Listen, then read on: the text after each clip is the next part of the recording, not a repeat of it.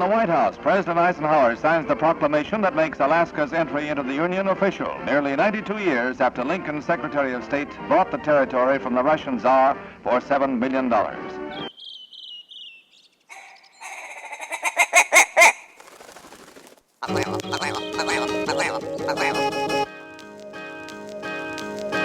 The Alaska Wild Project podcast is brought to you by the following sponsors. Tailored Restoration 24-hour emergency home services, helping Alaskans restore their dreams since 1972. Services include fire, water, mold, post-emergency cleaning, repair, and remodeling. Give them a call in Anchorage, Eagle River, Matsu, or Fairbanks. Hit them up at tailoredrestorationalaska.com. Looking to buy or sell a home? Look no further than Alaska's #1 real estate team at alaskashometeam.com.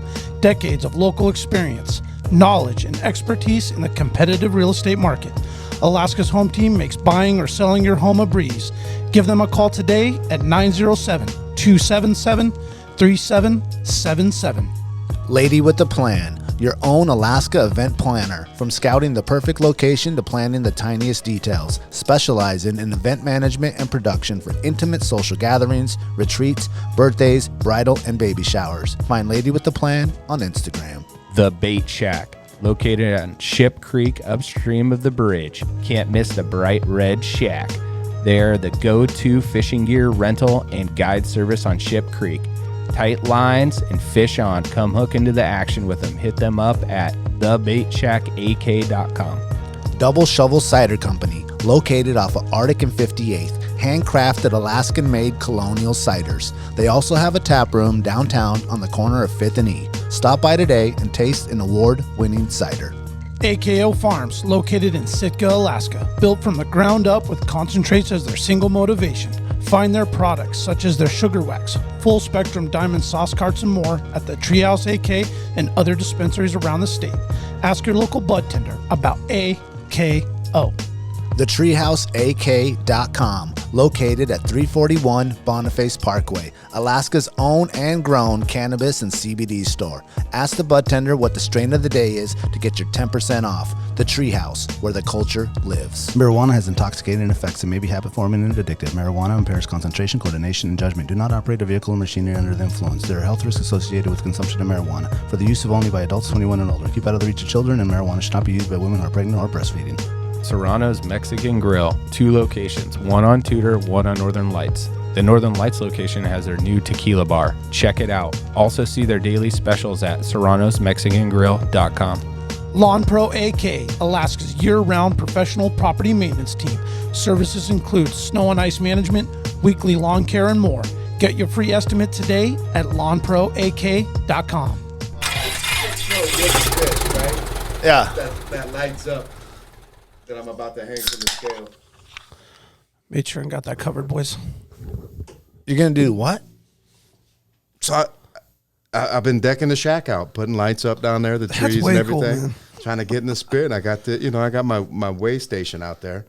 Come down The faces. both sides. It says tight lines, fish on, caught in Alaska on one side. Like, you come down and take your picture. Yep. So we're about to light this fish up. It's probably a 5.5 foot. Like Christmas lights. Christmas lights, plywood, a big salmon that we're about to hang from the scale, light up. What's it going to weigh? I don't know. That'd be funny if you had like the number. Like And maybe I'll just put 2021. 49. Yeah. 49.0. Oh. There you go. Put it up there. Like, come down, get your fish, your picture taken with the fish. Oh, for Christmas. The holidays. And then, you know what? That's actually a good it's like a spot picture where of people Santa, go. but- No, people go down there to see the fireworks. Fireworks. For New hell Year's. Yeah, they do. That's the hot. I mean, we're giving it away now, but that's the hot spot. That's you go it? down by the port and you can see all the fireworks down there. Not being it's probably the best view. in the heyday of That's where everything. they light them off at right there. Yeah. No, well, actually, a few times they've been lighting off in weird places downtown, like right by JCPenney's one time, and there's all this crowd in the the city center, town square. town square. But you can still see them. Even more perfect from down there at the Baitshack or down by the port down and there. then everything goes up. Yeah. that's I fucking think badass. last year I think they did them down. We watched them at the boardroom down there, and they were lighting them off. I think it was down in the port. Yeah, they've done it down by the port a lot. No, but you're right. It's a great place to see the fireworks. But It's pretty cool. Ship Creek, if you really get down there and look, man, there's a lot of people down there every day. Yeah, just checking it out. Cruising through, walking around, walking their dogs, running, like walking, just hanging out. Like it's pretty wild. It's pretty heavy use down there.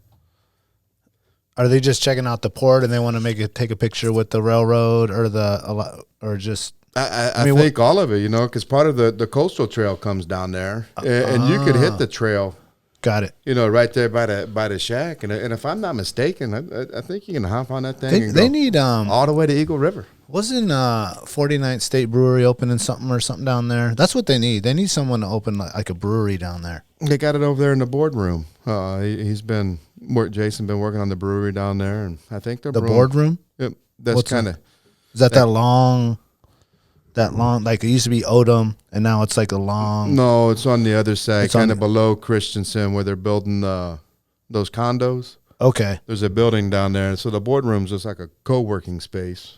Got it, and that's where the brewery is. On the other side? It's not open yet, though. I don't think so. I don't know. I don't think so. The boardroom. The boardroom is, but I don't believe the brewery's open yet. But they are. That's in the works, right? I thought Jason told me that. I think they're supposed to have a tasting room or something in there. And there you go, tasting room. That was the word I was looking for. Yeah, but they're brewing it there too, or they still have it up in their main spot. I believe they're brewing it, but I don't know his operations, so I don't know. You don't smell it from over there? No. You got that fresh hops going. It'd be hoppy. You smell a lot of stuff on that creek down there. Yeah, that Baitshack's looking beautiful, though, man. I mean, you didn't miss an inch on those trees, man. No, we put them up, man. Hey, if we're gonna wrap the whole thing, boys. That's it to the top. What are you doing this weekend, though? My house kind of. The snow's flying. I'm done hanging hanging lights. Yeah, that's it, man. Once the snow starts flying, it's too late. And we got pounded too, man. Yeah. Oh, so that's a September job. You're putting up Christmas lights in September? I was doing this one at the 1st of November, but yeah. Okay. All right. Sure, we're doing that. We just kept going like, there's no snow, there's no ice. It's still still quasi nice out. Like, kind of want to mess around outside and be doing stuff. Yeah. Stay was hovering there in the high 40s and the low 50s there for a little while. First part of November. Little weed whacking here and there. We was catching cohos November 1st and 2nd down there, like pretty wild. Like still coming in with the tide. Really? Like just goofing off. Like just throwing out a chunk of bait and see what happens. A little piece of shrimp and a bobber, just like picking trash up. There's fish right there. Let's go get a fishing rod. Wow. Still trickling in. Just still trickling in, having a little fun. Oh, that's great. Well, I mean, welcome to Alaska Wild Project episode 38 with Dustin Slinker down here from the Baitshack. He's back. He's back again. Hard water hustling. Woo! Hard water hustling, boy. And it is great to be back, gentlemen. Thanks for having me back in here. Love being in the lab, chopping it up. In the lab, man. What you think about the new lab? Man, the new digs. It's unreal, man. It's awesome. It's got more a little bit more style, swag to it, right? Yeah, more room. Swanky, you'd say? Would you say it's swanky? Swanky. You know what swanky means? Nice. Something like that. I bet swanky's like your storage spot with all those rods and reels you're talking about. Gucci. Oh, that's Gucci. it. Yeah. Swanky and Gucci go together for sure. There we go. Yeah. I can dig it. Yeah, they definitely do. But man, the spot is awesome in here. It looks, we got couches in here.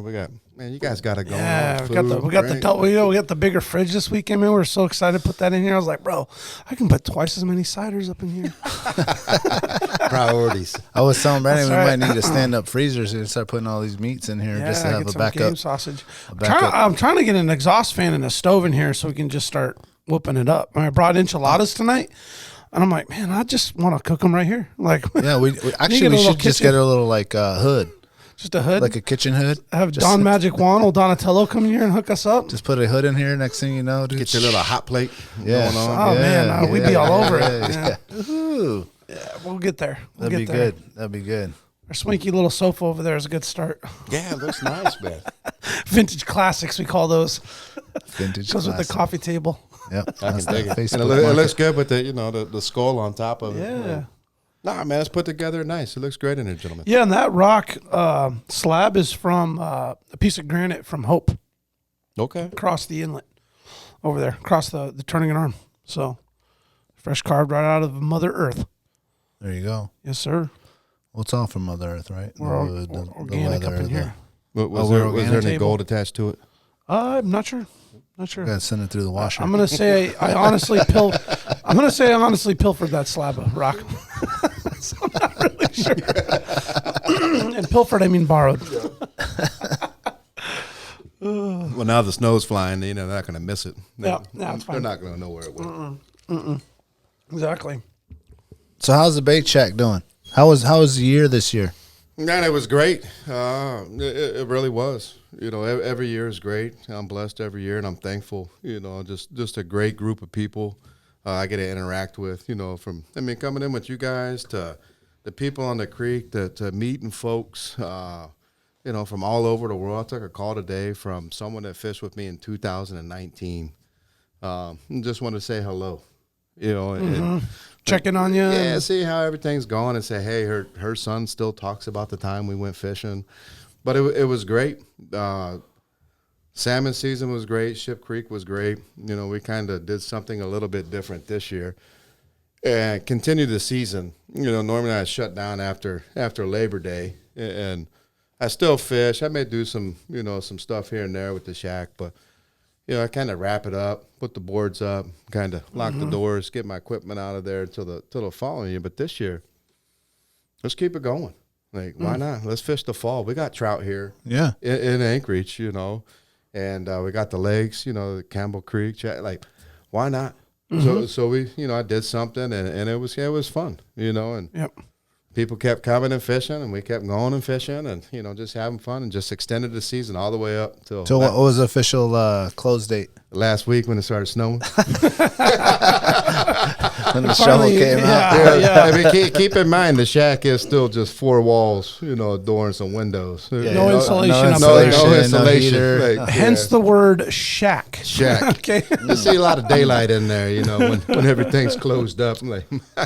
Yeah, exactly. So it was getting a little chilly in there, and but it was fun, and it was something different, and just kind of playing around, seeing what's going on. Kind of swapped out the gear, moved a lot of my salmon gear out of there, brought some trout gear in, which was kind of cool.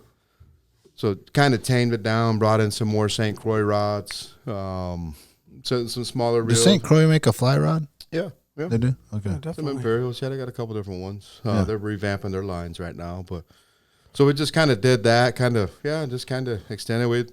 I was renting gear. People were going up north to trout fish, grayling fish, and stuff like that. Yeah. It was quite fun, man. There was a lot of stuff going on. Yeah, I got this Instagram video going where he's releasing a fish while it's just dumping snow. I love that, man. That's my lunchtime bows. Yeah. Yeah, I was thinking when I saw this a few weeks back, or I think this was like 2 weeks ago, maybe 3 weeks ago, maybe even longer. It says right there 4 weeks ago. Oh, okay, close. Actually, October 15th, exactly. All right, There you go. definitely a month ago. Yeah, I'm just going off pure memory, which isn't always That's good. okay. I didn't know the day was up there either. I'm a frequent customer of that tree house, you know what I'm saying? So, no, I was like, man, I wonder if the snow falling affects the fish as far as like a condition where they're like, I'm not sure if they want to strike or feed or whatever because the Something's dropping snow's on the dropping water. on the water and it's weird or whatever. But clearly didn't affect anything that day. And look at that. That's a beautiful little rainbow trout right there. That Oh, is a totally, beautiful man. trout. That's a city bow too, huh? Yep. Yeah, it I is. call them my lunchtime bows. It's something I started a couple years ago. I have to really go back and look, but something about fun about fishing in Anchorage. Keep a fishing rod underneath my back seat of my truck, and I just run and go fish for 15, 20 minutes. Fish. Yeah, and just have a little fun. Yeah, no, I mean, there's so many fisheries in Anchorage. Like you can't tell me that there's not fish to be caught.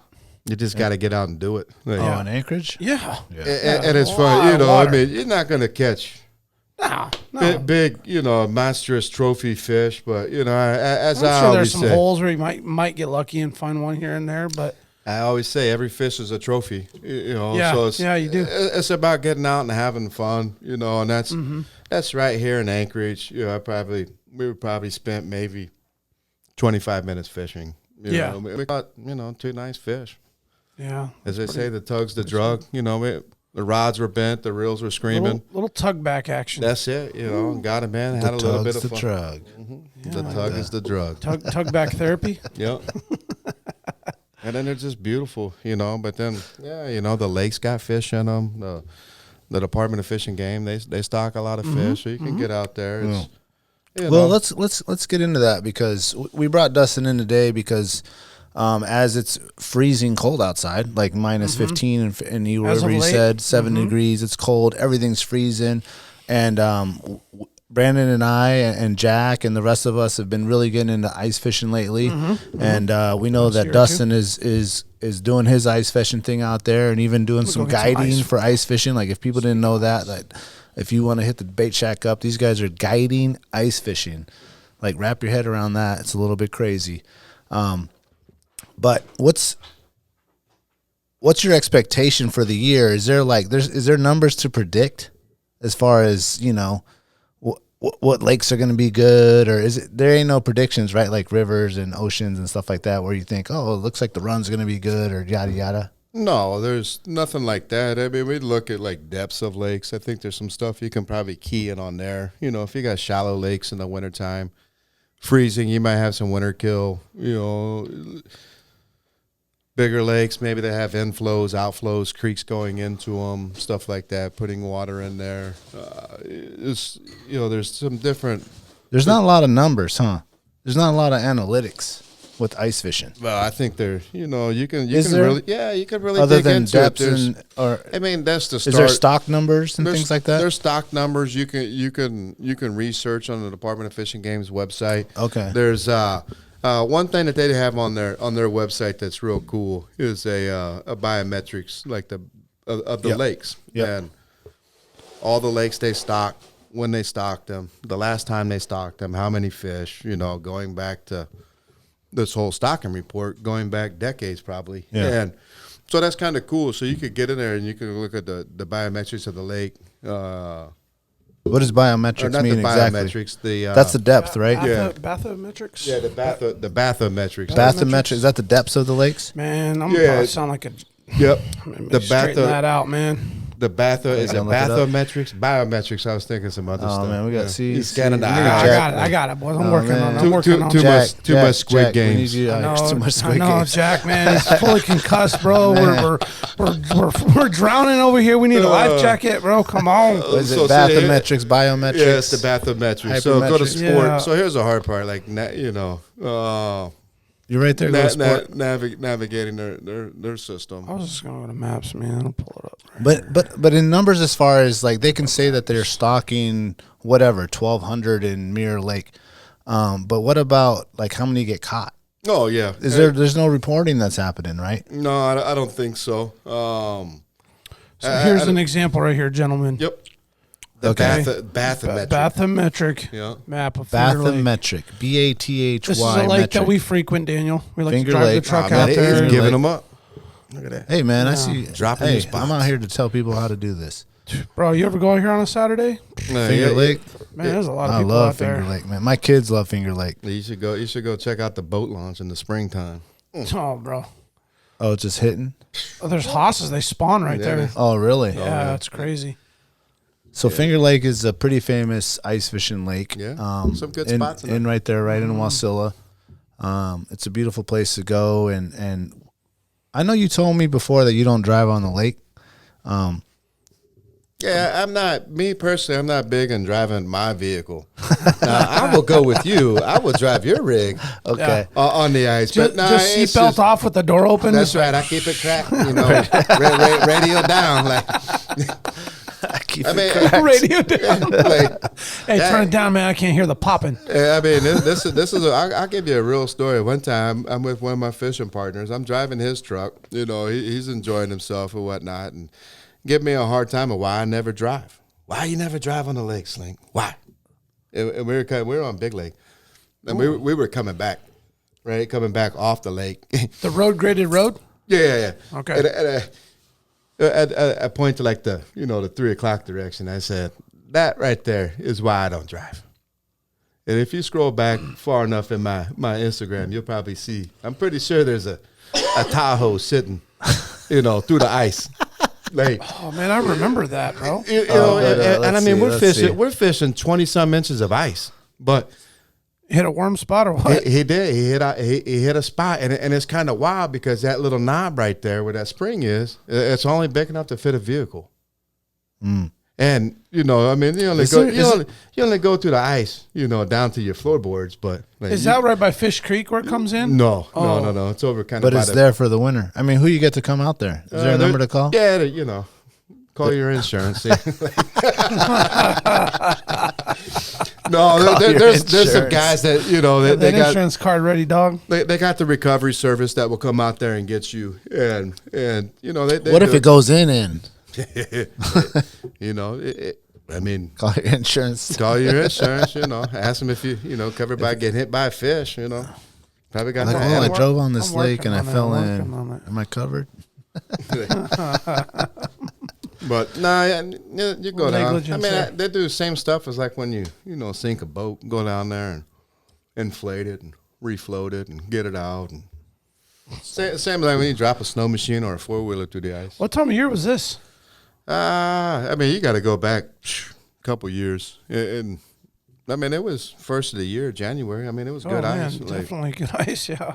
But it's just and Finger Lake, not to put it out, but Finger Lake's got a lot of springs in it. Yeah, it's got some warm spots. Kind of in the back up there. Okay. But the shallower water. Yeah. Yeah, I mean, it's I don't. What would you say is the your official start date of trying to head out and go ice fishing?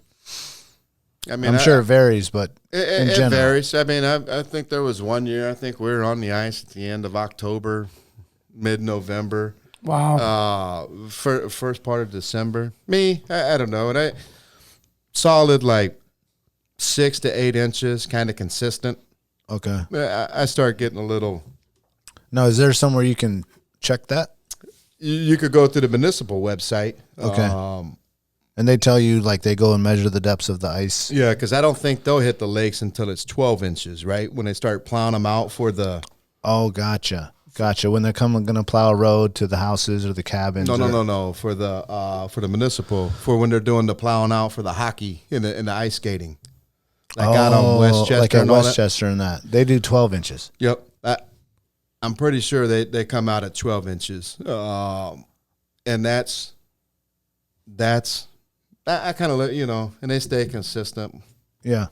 So I'm sure they have a mark that they hit when it's, the safety, but once again, it's ice. I always tell people, it's frozen water, it's ice. Never safe. Like, yeah. But there's, and they kind of look at me like, but yeah, it's ice. Anything can happen.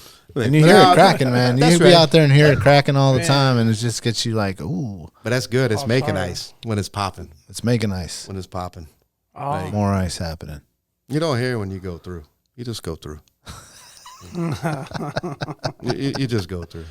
It is intimidating. Okay, so since you don't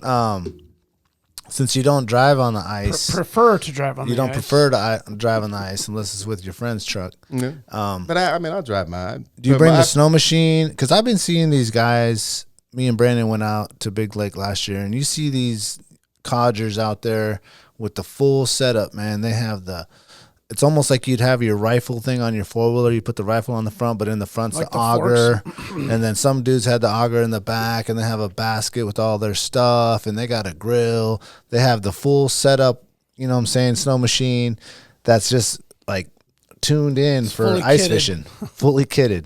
Is that how you doing? I can't wait till you come fish with us this year. That's what you got? Yeah, man. I mean, that's like...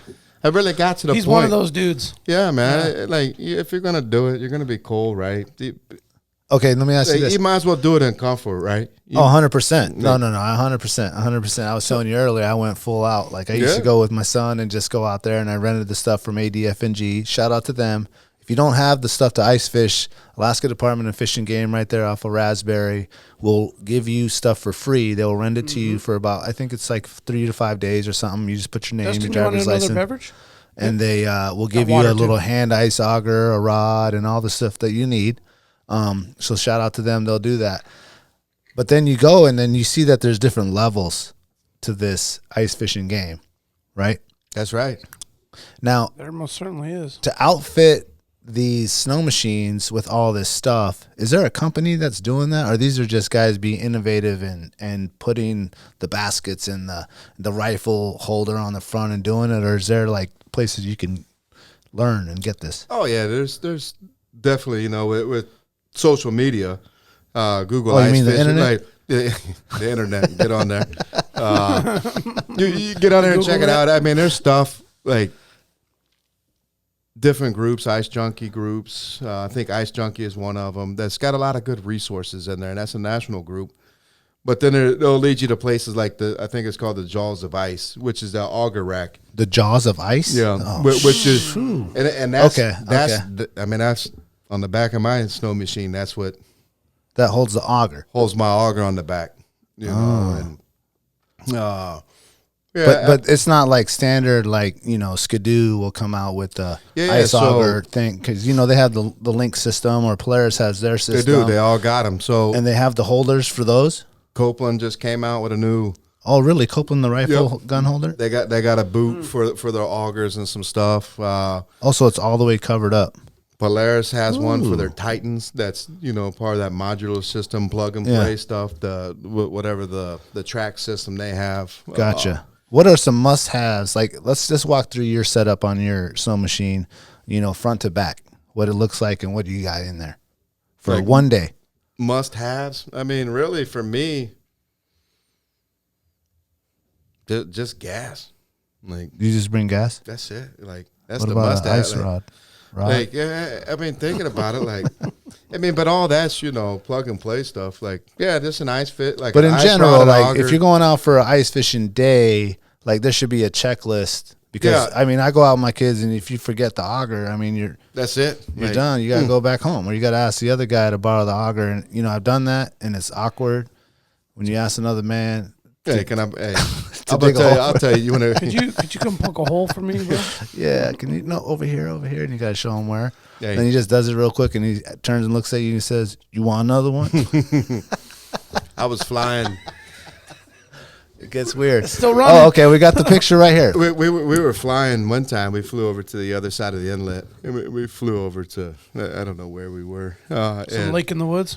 yeah, we looked at the map.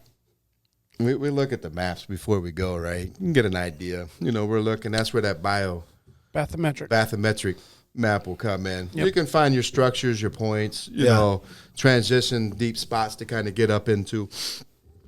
So we were looking at, you know, I said, hey, this has got to be the spot. At the first hole we drilled, like through the ice, there was no water.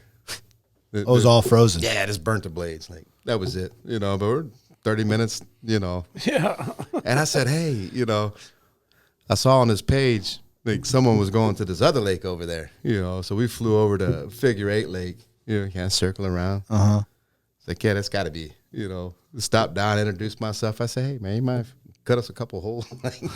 we took the whole day. We flew over here, and the first hole we put in the ice, we just thrashed the blade, so we can't even cut ice now. We flew from another lake to Figure 8 just to continue to fish. But Or you to got- start to fish. Yeah. But you see Yeah. someone down there, and you Yeah. hit him with the binos, like, oh, he got the auger down there. We'll land right Hey, here. They got to have an auger out here. But no, I mean, that's it. I mean, you can see it, right? But All right, so what So we're looking that's at kinda on the my- ground, we got the auger.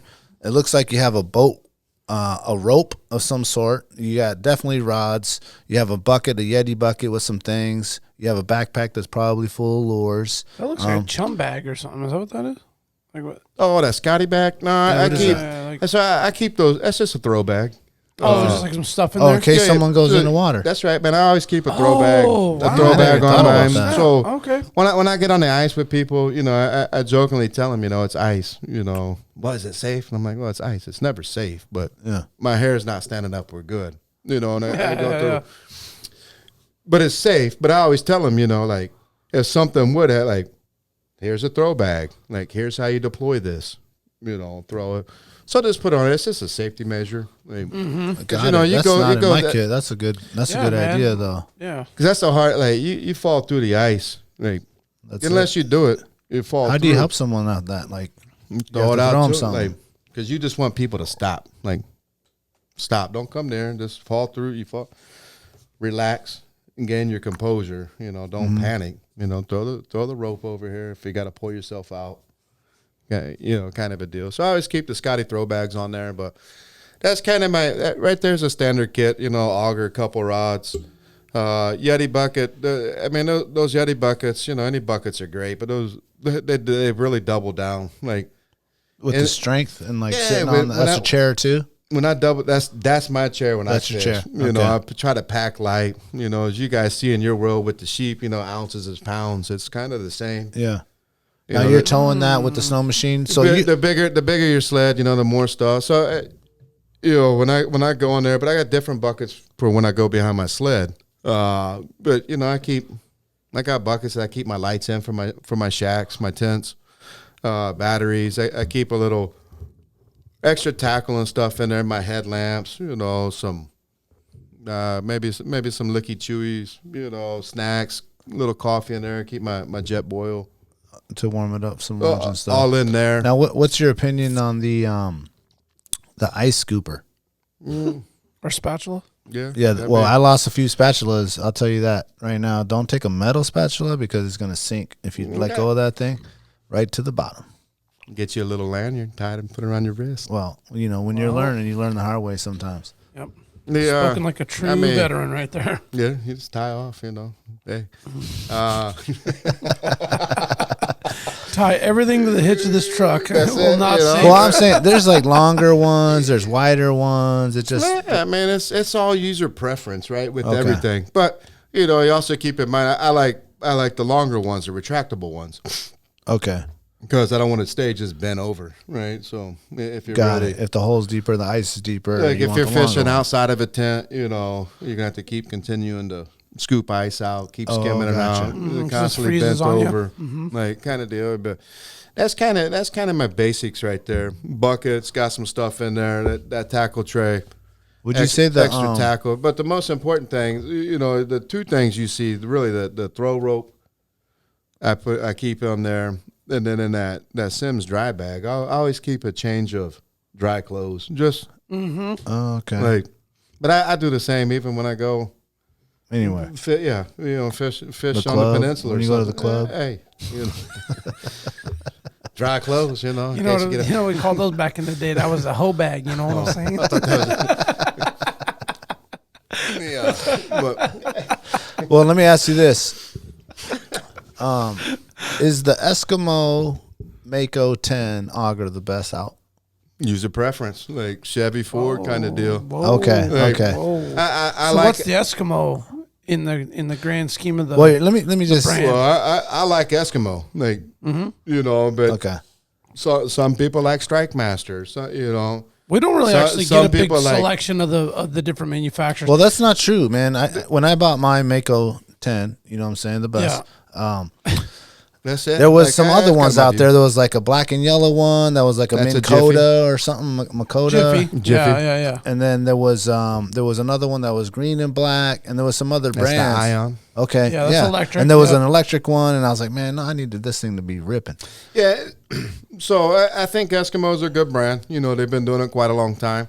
That's what all my gear is. Seem to be the most predominant brand Up here, of though, ice. up Yeah, here, up because I here. was talking to Yeah, a Minnesota boy, and he's like, oh, we use the Minn-Kota or whatever that's called. the Jiffy. Okay. I think it's a Jiffy. Black and yellow is generally a Jiffy. And Okay. but you know, and then a lot of stuff now is going to the rechargeable and Yeah, batteries. you know, stuff like Lithium that. ion. So playing with that stuff, you know, I got a couple. Have you messed with them battery ones? ones? I feel like when it's cold, like that battery's not gonna hold up. But they do. They do, right? So I like the ions, and that's the green one. Okay. And I think they've been around the longest when it comes to the rechargeable lithiums. But you talk like a Strike Master, like a 40-volt Strike Master, 24 pounds. I think I don't even know the weights on like the 8 or the 10s. And then Like the gas ones. But then like a Strike Master, you know, the ion or the lithium one, I think that's 24 pounds. When you get into it's because it's lighter. because it's rechargeable. You don't have the gas. You don't have the big. And then you get into like the ion one. That one's like 16 pounds. So that's where I really got my eye on. Coming back once again, we're talking ounces is pounds. Yeah. How heavy you want your sled or your snow machine? Kind of deal. So the ion one, is really 16, 17 pounds has really got my attention, kind of deal. But they're just they're hard to come by. This one, No, that Mako 10, I mean, the Mako 10 is heavy. That's like 40 pounds. Yeah, and that's the drawback. Yeah. So that's the draw. I got the 71s. I got a 10 too, like a 43 cc, but I got a 71 cc. Holy moly. They shred the ice. Yeah, Like, you better go for it. Like, I think that's the one I got. I mean, I got the 10, but I don't think it's. I think that's a 43 cc. Yeah. Is that Mako 10? The 71 cc is awesome, man. But I just picked up a 8-inch.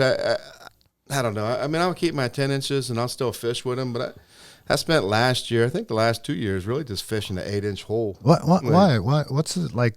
What's 2 inches is how big? I mean, it's how big is the difference? It's 2 inches. 2 inches, well, right? But like diameter is diameter. That's it, like, It's all about the diameter out there. All right, people. it's all about how fast you can drill that hole. Gotcha. But but it is a little bit bigger in there. This might get weird. Yeah. Right.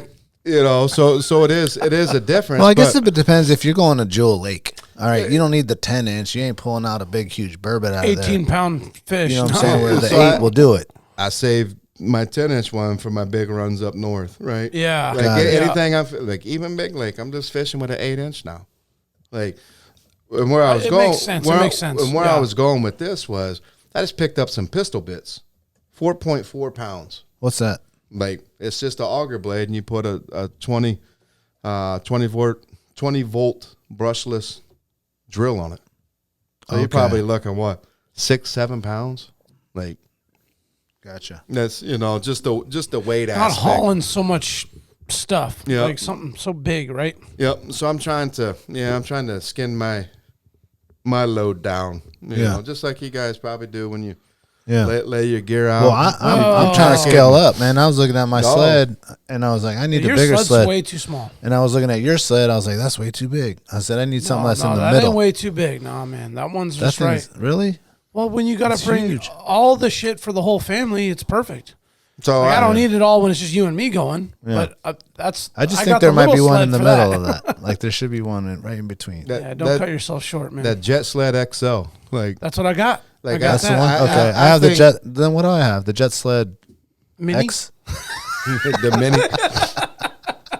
Hey, it fits baby. everything, man. So that's I gotta a good- I gotta It's watch all out. piled up. Yeah, So you that's put a some good bungee one. cords. That's a good one. You hook onto a carabiner into the back of the XL. And you I put it on the back of Oh, my you got son. you got So, the Mateo, you carry this. You want to come so- out here? the But double that- load. But that Jet Sled XL, I think is like the perfect like day tripper sled, like easy to like maneuver on your own, in and out of your truck. It fits in the 6-foot bed. You can close it all and that. everything. Yep. Put all your Got gear. it. Put all your gear in it. Where can you buy that at? Fred Meyer's. Yeah, all your Cabela's. Go get them right now Yeah. because they're I gonna need. blow Yeah, out. I need to get one right. Okay, there you go, right there. So Jet Sled XL. There's a great. There's the Jet Sled. That's the one I got right there. No, you got one smaller than that. like the Jet Sled That's one. not what she said. Damn. Well, I mean, I've seen your shit running around, and you ain't Okay, putting no, many that one buckets is in it. that one is bigger right there. Yeah, it's like here's a little size. Okay. See, I've got this one too. I The got 45, the the Magnum. 43. Okay, The so there's really Magnum. wide ones. So I got one from this old boy, man. Oh, I He see. took like a man, what did he do, man? He got like a trailer hitch, like a steel trailer hitch that he was able to pin to the front, and then to avoid the snow wash that comes up from the back of the snow machine up through the hitch and then onto your sled, which he had a cover on. He took a traffic sign and chopped it up so it was a little steel shield and riveted on there. Okay, So now the snow dust doesn't. it's like a little snow shield, just like Yeah, on your man, pull behind it's so trailer. badass. You go, 30 miles up to. Where did I take it up to? Not Alexander. Oh God, I know my boys are like, Brandon, it's so and so lake. Anyway, it's like about a 45-minute hour snow machine ride into it. not red shirt, but one of them lakes out there. Okay. Long Flathorn. Flathorn. Bam, That's where I burnt my auger blades at. Oh, it's Flathorn? Oh, man, dude, you were all the way back up, Yeah. It goes all the way back up in there like the canal. Yes. Oh, it was just, the water was straight frozen to the ground. Yeah, just all dirt. Wow. Yeah. You didn't go to another spot and try to punch something? Oh, we did, but there was no blades left. Oh, right. Oh, that's why you went over to figure eight. Just like, hey, man. Hey, we drill some holes. And you guys already said you were flying? Yeah, it was with my buddy. He was in his plane. We flew over there. On skis, and we're just, yeah. Man, that's how you ice fish, dude. Just have a little fun. Go over there. Yeah. Wow. I mean, you think about riding in. I mean, that's a long day, man. You get out there early in the morning. It's dark, black. Run the trail. You got like 4 hours of daylight. Yeah. Ride back out in the dark. Flying would be nice, man. Go Go have breakfast and just go fly. 10, 15-minute flight. Oh, man. Hop over there. Dude. I finally put Jake, that together. You hear this, Jake? You hear this, Jake? Yeah, exactly, man. Get them skis on, Jake. Yeah, that's nice, man. Yeah. You ever fish Flathorn, though? I mean, since then? Yeah, we went back fishing. Yeah, we got some nice pike in there. Okay. We get back in that. Man, that Instagram's got a lot of fish on it, bro. Yeah. I can't find nothing. We see some standing next to the plane holding some pike up out there. I did see some pike, actually, yeah. Going out, but. Yeah, I'm back to like 2019 right now. Scrolling up here, I had a good little chunk. A decade of fish. Let's continue with some of the gear that we bring out there. Oh man, I had a good picture of some there just a second ago. Dang it! One thing that I'm close. One thing that we didn't cover was maybe a tip up. Like, that's a plus. It's not necessary. That's a special. I would say that's like a specialized kind of piece of equipment. It's utilizable. You can utilize it. Or they got other things like auto anglers or jaw jackers or making that move up and down. No, they kind of just stay. They kind of stay steady. Like that's a jaw jacker right there. That is a really nice. Or that's an auto angler, right? So it just kind of stays like that. Ass. Those fish come through and they hit your bait. Okay. And it pulls that line down and it pops that pin. Yep. And that rod tip, bang. Yep, sets the hook and then goes right back, and it's pretty wild to watch. Get that rod will bend into the water. That's way more fun to me than tip ups. Obviously, I don't know that you could go and set up. I forget the law of tip ups in some areas. I don't know, say 5 or 4 or 5. That's a rod, right? Yeah, so you can't and put them up like tip ups, but that's a rod right there. So. Yeah, is that a little screw thing that you can screw into the ice in the middle? No, like no. So the little hole in the back you can sink an ice cleat into. Okay, but that's just that little front wing right there. Oh, to balance comes it out. But then you can adjust the length on it. I think you can go from 26 to 36-inch rods with it. You can adjust the sensitivity. They take a little bit to kind of mess, as he says, fix that trigger, son, big boy. Yeah, fix that. There's always a hater on the internet, man. Man. Fix that trigger. He fishes, he fishes them in Wisconsin. He's a. No, what's he talking about? The trigger on the tip of the tip of the rod? That should be a little cool, man. less in there. It should be almost. Okay. It should be almost flat. It's a little nut you can adjust on the back of there. That's just learning. It is just learning it, but also with me, different rods into them. I don't have them dedicated. I got, a dozen of those things. So it just depends which ones pull out. They're all set pretty light. Okay. Those fish come in. I've never really missed fish because it was stuff like that. But no, it's good. Those are good. Tip ups are good. Do you prefer to jig it? Me working it. Yeah. I do. Just because it could get kind of mundane or boring. Out there. So you kind of stay active. Got it. But one thing I intend to do this year is run more tip ups. Do a little more tip up fishing. Targeting pike.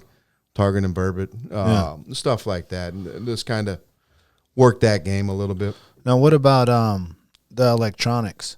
Because I know that that's becoming a bigger thing out there. It's a game changer. Where you see people come with this, I don't even know what it's called. You just have a video. It's almost like you see underwater, like you're in a boat, and you drop this thing down in the line, and you can actually see underwater, right? Mm-hmm. What's it called? Daniel. Well, I mean, you got different ones. You got flashers, you got sonars. That right there, what we're looking at is just a Markham underwater camera. You could definitely see the fish there. Is that an iPhone 9? Yeah. I mean, it is a Sony cam on it, like, But just look at those are all char right there. Yeah, they just in there in the love feed. it, man. It looks like shallow water too. Yeah, I fish a lot of shallow stuff. That's what you were saying, man. Yeah, you prefer the shallow? What's your preferred? I can't swim. No. What's your When the preferred truck depth falls of in, water? it needs to just stop. It all just depends. I'm generally fishing 10 foot or less, but I'm looking going back to the maps. Like that's what I'm looking for. I'm looking for like where it might go from 40 feet to the shelf 10 foot. On a drop. The fish up. Yep. Or you get that with the electronics if you don't do your map research. Okay. Because you could kind of dial in an area in a lake you want to fish. Like there was a couple of years ago, what me and my partner would do is we just like randomly just pull a lake. Like, and see where we're gonna go. This is it, man. Let's go do it.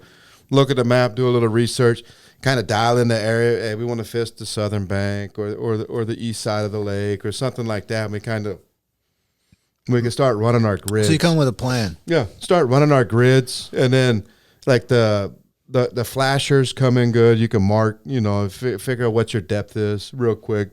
So we work in teams, cut holes. Someone's coming behind with the flashers, getting the depth, calling off the depths of the hole. So we kind of know like, oh, well, we're not on the transition yet. We're still on the flat. Okay, here's the 2 foot, 20 feet. Okay.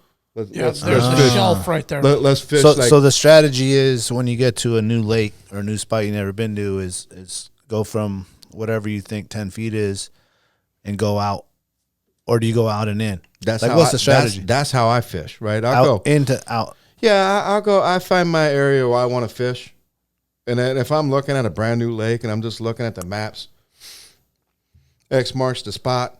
I should be sitting in somewhere, 6 to 10 foot of water. Mm-hmm. But I cut that first hole. Oh, wait, it's 18 foot of water. Or it's 30 foot of water. Okay, I'm a little too far out. How do you know that? Just cut it in and put a flasher in or drop your rod. Put something down and just kind of see what the, okay, so now I got the tape measure out. Yeah, I guess. Stick it down. Yeah. I run a gun, man. Like, my brother used those clamp weights. Clamp on weights to kind of see. Yeah, like, those things work really good. Measured at different depths. Well, you can just send it down real fast. Send it down, with like a tip up line. Got it. And then you can just reel it back up, and then see the depth. Kind of like go from like shoulder to arm to like 3 feet, 6 feet, 9 feet, and like those are called fathoms. Sure. Yeah, fathoms. Yep. Ice depths, fathoms, such things. Put you up on some game. Yeah. What's the definition of a fathom? A fathom is that like an arm's length. Yeah. No, I was just fucking with you. It wasn't quite trivia, but we don't. no. But I mean, you're going to be off by a couple of feet. At least you're like, okay, I'm either shallow or deep, or you can go check something 20 feet over here, or come out, and then now you're like, whoa, I'm like 4 or 5 arm lengths. I've dropped a lot, and that's where the electronics will come in big, right? So you could just go blind on a lake, cut a hole, drop your electronics or whatever, get your depth. If you got a camera, throw a camera down, kind of pan 360 and see, like, are you sitting on structure? Are you sitting on transitions, weed lines? You sitting on gravel bed? Like, what does it look like? Got it. And then kind of assess your plan. Like, oh, no, I should be. Yeah, I was thinking it more was in the weeds. Yeah, or more in the like Google Earth maps. Like, I mean, look at where it's shallow. Yeah, that's the stuff we'll look at. Like, this should be. Let me try to get in that area. How much time do you give to a hole in general? I don't know. I've been.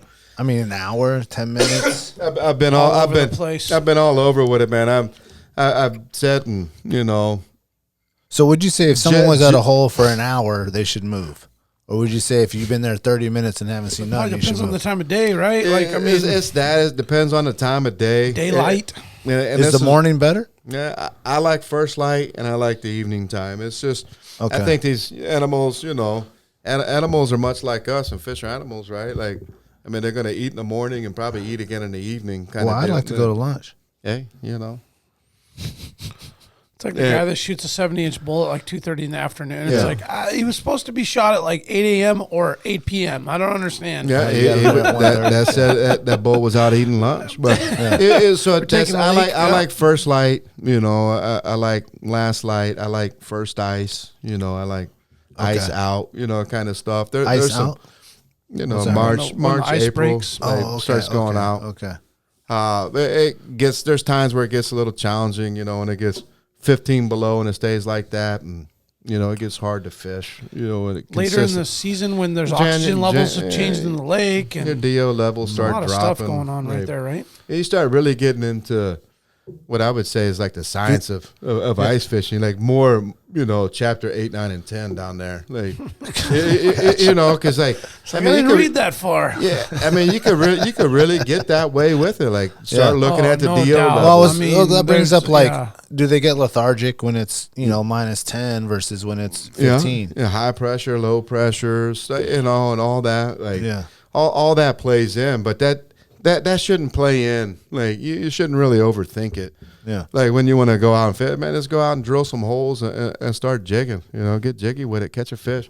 Because you'll catch fish, you know, but it might be a little slower. Just get out and have fun. Yeah. But all those stuff we're talking about, the electronics, is tools there to help you. And we'll definitely take a learning curve out, and they're great. But you know, lots of times we'll get dependent on them too, and just start watching the screens. Like, but they are great. So you could pick up structures. You know, we were looking at the regular camera earlier, which is kind of like a bigger unit, a little more bulkier. You know, I put those in my tents. I've got the recon cameras that are, you know, a handheld like this that we could drill holes and just send them down real quick, flip the screen open. Be like, okay, no good. Like it's just a sandy bottom. Let's, you know, go 10 feet that way. Oh, and then you just start bracketing, like versus just pounding that hole all day with like maybe a chance of something. I got a question about the tent. You like to have the windows dark in there? Yeah.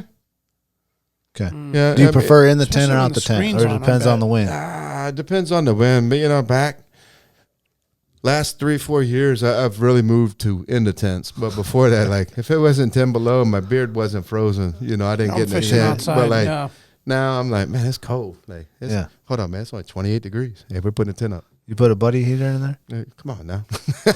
Hell yeah! I didn't see it in the slit. Oh, it was there. That was in the other slit. Two sleds. Bring a buddy heater. Man. Yeah, man, come on. Is that the best choice? I mean, it's heat. Yeah. Like it's just, you know, all this, like it just extends maybe the amount of time that you can be out there. Oh, for sure, especially if you got little ones. Yeah. Or people that don't really fish, like that underwater camera right there. If you don't ice fish, or you got kids that don't fish, and even if you're not catching fish, if you put that down there, you'll extend your fishing time just with that alone, because you just know something's there. It's like it's entertainment. You're seeing the fish, like there's a chance. There's fish there. It's not that, you know, it's not your fishing abilities. I mean, there's really fish down there. Yeah. Like, it eliminates the mystery.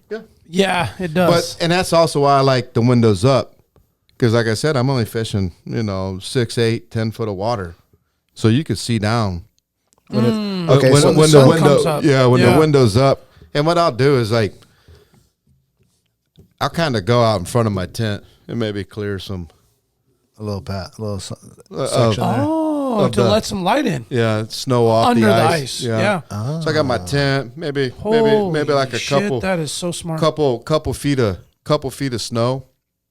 Okay. And then just like maybe a shovel's path. You know, to kind of let ice or light through the ice. That is phenomenal. Because that's all based off the ambient light. Yeah. Well, people can't see what we're looking at. We're looking at a underwater camera, and you can see like a green hue in the water and see the fish going by. And it just allows you, when you're in that dark ice house or ice tent and you close all those windows and you close the door, it just makes that hole illuminate so you can see down to the bottom and you can see in that water. And it makes sense that if you clear around it, more light's going to get through the ice so that it makes it brighter under there. Yeah, that looks like the little handheld one I have. Yeah, small. It does look like that. Yeah, I think I'm just, They don't got the app for that yet? Yeah, they do, man. Markham makes one that you can download to your phone. Really? Like you set it in. It's a pan camera. Oh, wow. And you just set it in. You can watch it on your phone, but turn your phone on the airplane mode when you do it because it'll suck the battery down real quick. Oh, right. Pro tip of the day. Okay. Pro tip of the day. Bring a charger. Yeah, you were talking about the ice house with the buddy heater, and like my thought process on that is like once you set that thing all up and you're in your hoodie now and your your ice pants and the kids are just in there dinking around, and it's just like it's kind of like the catching of fish is really more or less or fishing, I should say. Catching is the icing on the cake, but the fishing is like a byproduct of this, the outing and the fun and being out there. Yeah. You can go outside and dink around, or you can come inside and get warm and eat a sandwich. Like it just, I don't know, man. There's just like an allure to just getting in that house and chilling. Yeah. I'd give a shit less if I catch anything. Like what's going on? I'm out here, right? Yeah, I'm out here. I'll tell you. You know what we need? I just thought about it. We need Revelation. Well, we've been doing this already, but so we have a tent that we make for the kids, right? And then we have like a tent where we're cooking. But I was thinking we need maybe the Treehouse or AKO Farms to come through with the smokehouse tent. The smokehouse. We call that the club. Find us in the club on this lake. Yeah, this 21 over and there. up. 21 and up. There might be some fish on the line over there, and then there's On that note, let me give a quick shout out there you go. the Treehouse AK, your one-stop dispensary located at 341 Boniface Parkway. Be sure to ask the bud tender about their deal of the day because honestly, there's always something good on deck. And guys and gals, listen. This is where the culture lives. We're even on the ice. At the Treehouse, their dedication to servicing consumers has been developed through a lifetime of involvement in the cannabis culture. They're committed to providing the highest quality products at whatever value your budget affords, while always maintaining the deep-rooted Alaskan principles that have carried them this far. Their focus is on relationships over transactions, and you can always depend on them to treat you with the respect you deserve. Hit them up at thetreehouseak.com. Remember, you must be 21 years of age to enter their store or that tent on the lake. The club. Man, I like the audible on that. Nicely done. I used to freestyle. Is that what you call that? Just busted a quick freestyle. Tailored Restoration, 24-hour emergency home services helping Alaskans restore their dreams since 1972. I wonder if they restore ice houses. Services include fire, water, mold, post-emergency cleaning, repair, and remodeling. Tailored has an emergency response number with trained professionals available to help you anytime, day or night. Give them a call in Anchorage, Eagle River, Matsu, or Fairbanks. Check them out at tailoredrestorationalaska.com. Serrano's Mexican Grill. Since 2008, Serrano's Anchorage's own new generation of old cocina. Their menu showcases the passion and love of their rich heritage and unique family recipes that have been passed down through generations. Serrano's goal is to embrace and display traditional flavors. Using the best ingredients that are available, they focus on making everything from scratch daily. In-house menus include handcrafted corn tortillas, Serrano's salsa, carne asada marinades, and chorizo.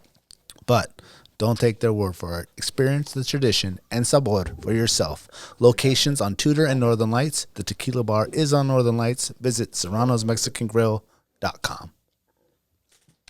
Stay on Finger Lake? Okay, cool. I want to talk about Finger Lake. It's become my family's favorite lake. For one, because we can drive out there, when the ice is safe, and we pull up right to the spot, and we've done many trips where it's my family, Brandon's family, Jack's family, my brother's family, maybe 5 to 6 families, and we're just going out there for the entire day. People can roll up at any time because you know how it is when you're getting your kids ready. Sometimes someone's gonna be out there at 9, someone's gonna be out there at noon, someone's gonna roll up there at whatever 2 o'clock. Yeah. We're there all day. We bring the firewood. We have a fire. We bring the food. We bring the grill. We bring Cider. the music. We bring the cider. We're just out there for the entire day with 4 to 6 families just having a great time. We bring the sleds, the dogs. I mean, it's just an entire family trip that just feels like we're going camping. Whereas it feels like to the parents like you're going camping because it's a lot of setup. A lot of work. And a lot of work. But really the tear down isn't that bad. Yeah, you just stuff it in When the you truck get and go home, you right? just put that whole sled back in the garage because it's ready for the next week. I found that if you have that sled ready to go and you have all that stuff in there, it's just turnkey. Just boom, boom. All you're doing is reloading the cooler and the firewood. You gotta let them dry out if you're taking your tents. Yeah, man. You gotta let them dry out. That's true. And what I'll do lots of times, like if I get them outside, we get them up, the tents are up, like I'll leave them in the cold instead of bringing them inside of my garage and letting them thaw. Then water everywhere. Just leave them in there until I'm like, okay, I'm not fishing for the next 3 days. Now I can dry my tent out. Got it. Oh, just like tear it down, take it out, put it back up again. That's it. Right. I mean, what? Yeah. You don't want to leave them like get them wet, frosty, keep them in your bags. Then they're gonna get moldy. Yeah. Set them back up. No good. Just leave them in the locked up in your truck or out back of your house. They stay frozen. They're gonna go back up. God, that's true. Once you kick open that buddy heater, turn that heat back on. Thaws right out. All right out. Yeah. Let's get into the houses because I ended up buying the suggestion. The Eskimo Fish Cat 4. I want to say insulated Fat fish. Fat fish. Quick Insulated. fish. No, Quick fish 4. No, it's a fat fish. Quick fish 3. Fat fish 4 has the wider sides. Yeah, I have the Fat Fish 4 that's insulated. Like the 749 or whatever, 741. Yeah, maybe get to that website. We can look at it man, real quick. I will. But anyway, I bought this one that was insulated versus the non-insulated one because I had the idea of eventually I'm got that insulated. I'm gonna spend the man. night in there. You know what I'm saying? And I'm gonna keep the heat in there. And it was on sale, and it was the last one they had. The 949i. Yep. Yeah, he's got that insulated. Yeah. Yep. And I see where you're going, and you're absolutely correct. My thoughts: the insulated one comes in great camping on the ice. Like, Okay, 100%. Do you have you done that? Yeah, man. Yeah, I got the. You got the 949. The next one up from that. Like, so if it was just me and you fishing, like, I would still probably be fishing like the next one up, the 1040 or whatever. Okay, it's a little bit more. It's more two of room in those there. put together, right? Oh, that's huge. Yeah. Whoa, Like, what's the Well, when we did 1049? it, when Brandon and I did double it, whammy. yeah, Right. the double whammy. not the Quick Fish 6. It's bigger than that. It's like the. Oh, that thing's huge. Yeah, that's a double. No, it's bigger than that. It's a fat fish. It's the fat fish one. It's two of the 949s put together. Wow. And it's That's nice, huge. but the drawback is, you're looking like an 80-pound tent. That's the thing about the insulated. It's really heavy, man. Huge, yeah. It's talking you're like 60 pounds. But once again, if you look back in the IG feed, you'll see where we had that big one up. We had 2 cots in it, chairs in it. We had the heaters, and that's what we slept in. And then we put up some smaller. Fished in the other ones. We put up some smaller tents on the lake that we buzzed it. around on. Got it. Well, that was what Brandon and I did one weekend, and we went out to Big Lake to go explore out there. And he brought his 3 Fish Cat 3 or whatever it is, and I brought the 4, and we put the 2 cots on the outside. I have the 4, but not insulated. And then we put his to fish as well. But I can see whether you have the double one, it's all in one. Yep. You can sleep on the side and have the heater over there, and it's still going to keep it warm enough on the other side. What people don't realize is once you have a little heater in one of these, whether it's insulated or not, they start roasting. oh, it's toasty. You'll be in there with your T-shirt on. That's right. Oh, You man, know? yeah. So It could be minus 20 degrees outside, and in that little house, you are roasty toasty. Yeah. Yeah, no, that's the way, man, that ice house life. Just get in there and get cozy, get your lunch. And there's levels of the ice house life, man. You start looking at the Minnesota boys and Wisconsin the boys shacks. and all those different things. man. lifestyle. Dude, these guys go all the way 100. If you want to go down a rabbit hole, just YouTube or Instagram Wisconsin, Minnesota, any of those Midwest, upper northern boys, upper Michigan, ice houses it gets next level. Yeah, they go out there like it's a little different, right? Like they go out there to get away from, back home, whatever. But they got the tailgate package hooked up. They got the satellite on the TV out they there. have a ball game going. Yeah, so they're out there watching the game on the weekend, tailgating on the ice. But I mean, doing just like you said, 5-6 families out there having fun. And for us at the Baitshack, that's what fishing in general is about, and even with ice, and that's what we've been trying to convey with ice fishing is it's the same thing. You go out, you have fun, right, and do exactly what you guys are doing, and if you do it, you're gonna have fun doing it. Oh, it's so much fun. Like it really is to get out there, and it just feels like you're camping again. You know what I'm saying? It just feels like you were at whatever, Quartz Creek or Russian River or anywhere up in Paxton Lake, and you're just fishing with the family, and you're out there, and everyone's can come inside and be warm or not, or go outside and bring the sleds, and people, bring the ice skates or whatever if it's smooth and whatnot. It's just we take a the kick sled is like and I do. That's right next to Double Shovel there in that little building. That's right. Yeah. Like, oh, those are cool, man. Man, that's my kid's thing, man. So I always bring the kick sled. She'll go kick sled around on that. She'll come back, jig a couple times, go kick sled some more, come back, jig a little bit. Like that's the one thing with the kids. Like you got to have some more activities other than the ice fishing. Yeah, keep them engaged, have a little fun, And then the most important, like if you could take kids and have another means, like someone can take them when it's ready, like they're ready to go. Like for me, that goes a long ways because it's going to keep them interested in the sport as opposed to like, nah, you're hanging out with me till we're done. And then that's the key of having all these families, all these kids, and they bring the sleds and they can run around. I just thought of a good invention. My kids and every single kid I've ever seen, the favorite thing for them to do is to lay down in front of that hole and put the face in that hole and look down there. That's the real fish. They haven't made that's the real fish finder. That's right. They haven't made the hole with the insulated blanket that goes around. You know what I'm saying?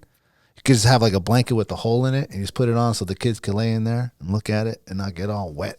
You know what I'm saying? They get all wet. Get you one of them little like toilet donuts. Put your head on. Yeah.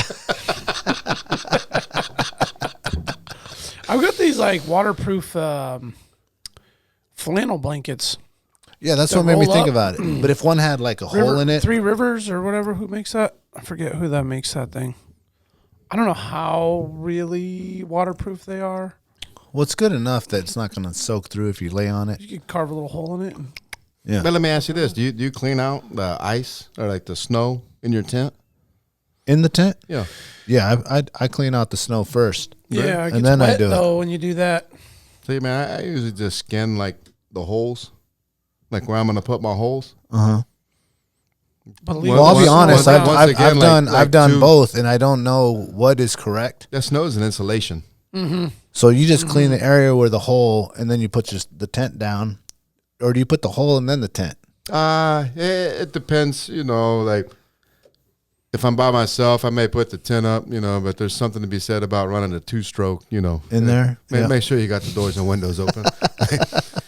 But sometimes I'll put it up to kind of slide it off, see where I want my holes, put my holes in, slide the tent back over.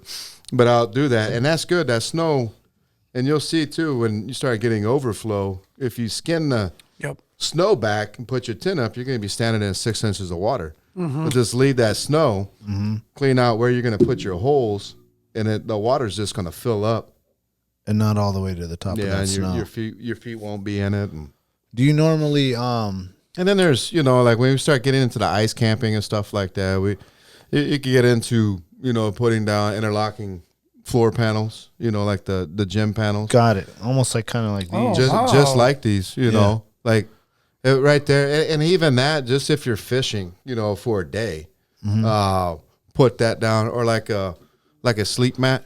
What about like a caribou skin. Hey, You know like, what I'm saying, hey, this Keep it OG. Hey, Caribou fur down. that sounds like the smoke shack going on. Come into the smoke shack. In the smoke shack, in the treehouse shack, we got the caribou skins down, y'all. I might be wearing this Wolverine. Yeah. Put down some Wolverine. That's a Wolverine, man. I was like, man, what is that? Oh, that's a Wolverine hat. Yeah, Yeah, that thing's badass. Never dude. seen one, huh? Not that I can think of, man. What? You never been to Ferrandi? No, I have like seen them, I'm this. sure. No, that one's beautiful, man. It's got the spots on it and stuff. That's the throat of the Wolverine, right? Oh. They're all different. Oh, yeah. So when I had it made, the lady's like, I don't know, this ain't going to look right. I'm like, come on, just make it. All right, I'm going to throw you off real quick, I like okay? it. Listen, our boy, man. Let me give a shout out to our boy, Jackie Lau. Jackie, man? What's up with Jack Jackie, Lau, man? dude, just hit me with the trivia on the text. I He couldn't be here today because he's still rocking with the concussed. concussion. Yeah. You know what I'm saying? He's out there. But he hit me with the trivia. You ready? I like it. You ready for the trivia?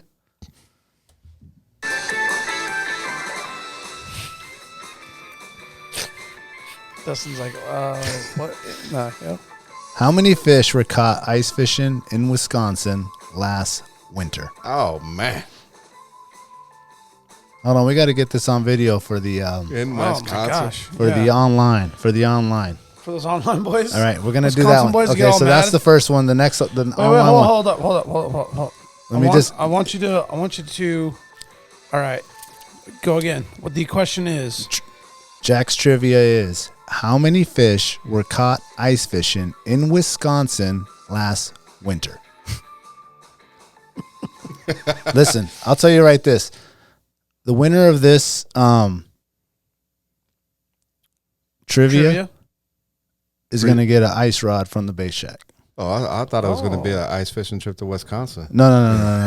Well, unless you're paying. Courtesy of Alaska Wild Project. We're gonna start. Is that listen, not it? Like, Alaska Wild courtesy- Project will buy one of the Baitshack's ice rods for the winner of this question. How many fish were caught ice fishing in Wisconsin last winter? Closest guess wins. You cannot go over. Go ahead, Dustin. You got the answer yet? No, we should let Brandon go. Do you have the answer? I yet? have the answer. Oh, you already have the answer, so you can't answer it. No. It's just between me and Dustin. Yeah. No, and So- the whole internet. Oh, okay, gotcha. So you're not going to give up the. I'm going to tell you the answer, but we'll do what we do normally on the trivia. Okay, gotcha. 42,000. 42,000. Thanks. He just threw it out there. All right. I'm usually the one that does the full vomit. Right. 42,000 fish, man. That is a lot of fish. That's a good one, though. This is all of Wisconsin. All of Wisconsin. There got to be a lot of lakes out there. Oh, my God. I mean, That's a hard one. I don't even know. Like, I know it's got to be a major fishery. There's a lot. This might help you. Let me get in my zone, man. Let me get my zen going here. Yeah. 73,500. 73,500, and you said 42,000. 42,000. The answer is Let's hear it.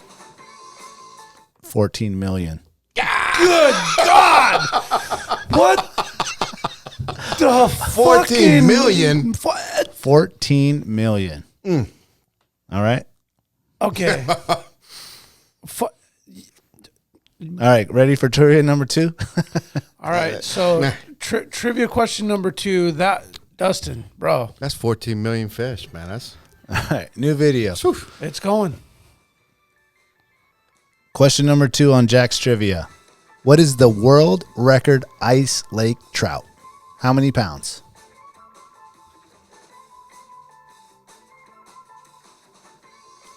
uh, 42.6 pounds. 42.6. I would say probably like 60 pounds up out of probably like the St. Lawrence or something.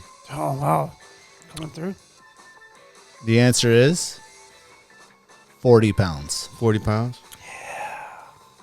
Trivia time. Another little fun fact that he said. DNR says to stay off any ice less than 4 inches thick. 4 inches of clear blue ice are okay for ice fishing or other activities on foot. 5 to 7 inches for snowmobiles or ATVs. 8 to 12 inches for a car or small pickup, and 12 to 15 inches for a medium truck. There you go. I ain't touching none Safety of that ice tip. till it's 20 inches. That's the way I feel. I like to be thick. Thick. The I kids get are saying thick. that. My kid's been saying that. Oh, he's thick. She's thick. I was like, you don't even know what you're saying right now, and you better not be talking to your mom like that. Stop talking about that. Only I can say that. They'd be saying this word bussin' too. Oh, yeah. Oh, that's bussin'. Oh, Like, that's what's bussin'? And but That's they say tight. the thick That's- like thick. I'm just like, you know what you're saying? You're 8. Stop saying that word. Nah, Dad, I'm talking about this hot dog. Yes, that's not much better. Bro, what about the just even the thought of millions of fish caught? Like, that's 40 not, million. I mean, 14, like what That's the? a lot. Well, how many lakes in Wisconsin? There's got to be thousands, and they're probably all stocked. Yeah, but I mean, And there's- how? it's a culture. I get that too, but I feel like in Alaska it's becoming a culture. I mean, definitely there's people that been doing it, but I think it's a Yeah. rising of well, obviously activity. the population is. Would like, you agree with that? yeah, I think it's a growing sport for sure. You know, it's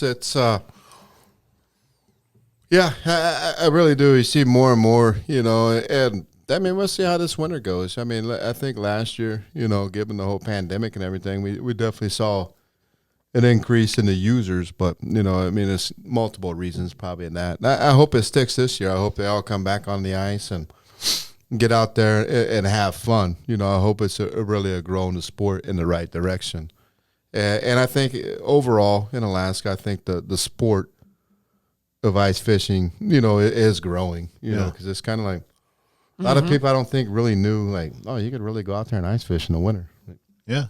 But I fish these lakes where there's houses on it and people live there and they come out and they're like, oh, hey, you guys catch fish out here? I'm like, yeah. Right in front of your Yeah, house, yeah. guy. right here on in your backyard, literally? and they don't, you know, so they don't. But yeah, I think so. But I mean, I also want to think too, it's Alaska. Like, I mean, there's just so much other stuff to do up here in the wintertime. That's true. Like, you know, why is it so much different? Like, you know, the UP in Michigan, Wisconsin. Well, maybe they don't have the Minnesota. mountains like we have the mountains. Well, no, they don't. Which They is don't got the the mount- skiing. And They don't have all the that. mountains that include so many activities. Yeah, You know what I'm like- saying?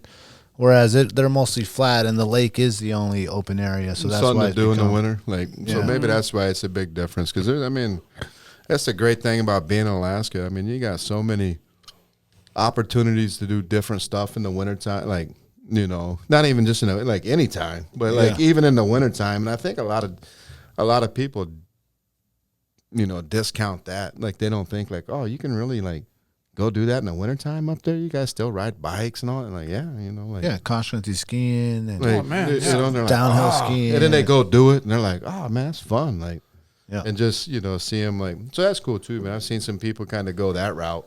Yeah, and I think people don't know that ice fishing is it could be a weekend thing. It could also be something that you just go on a Sunday for an hour with your kid at Jewel Lake or DeLong Lake or any of these lakes in town, right? I Yeah. would say almost all of them are stocked. All of them are stocked, you know, for the most part. I mean, you could go back onto to the department's website there, and you'll look, and you can go through.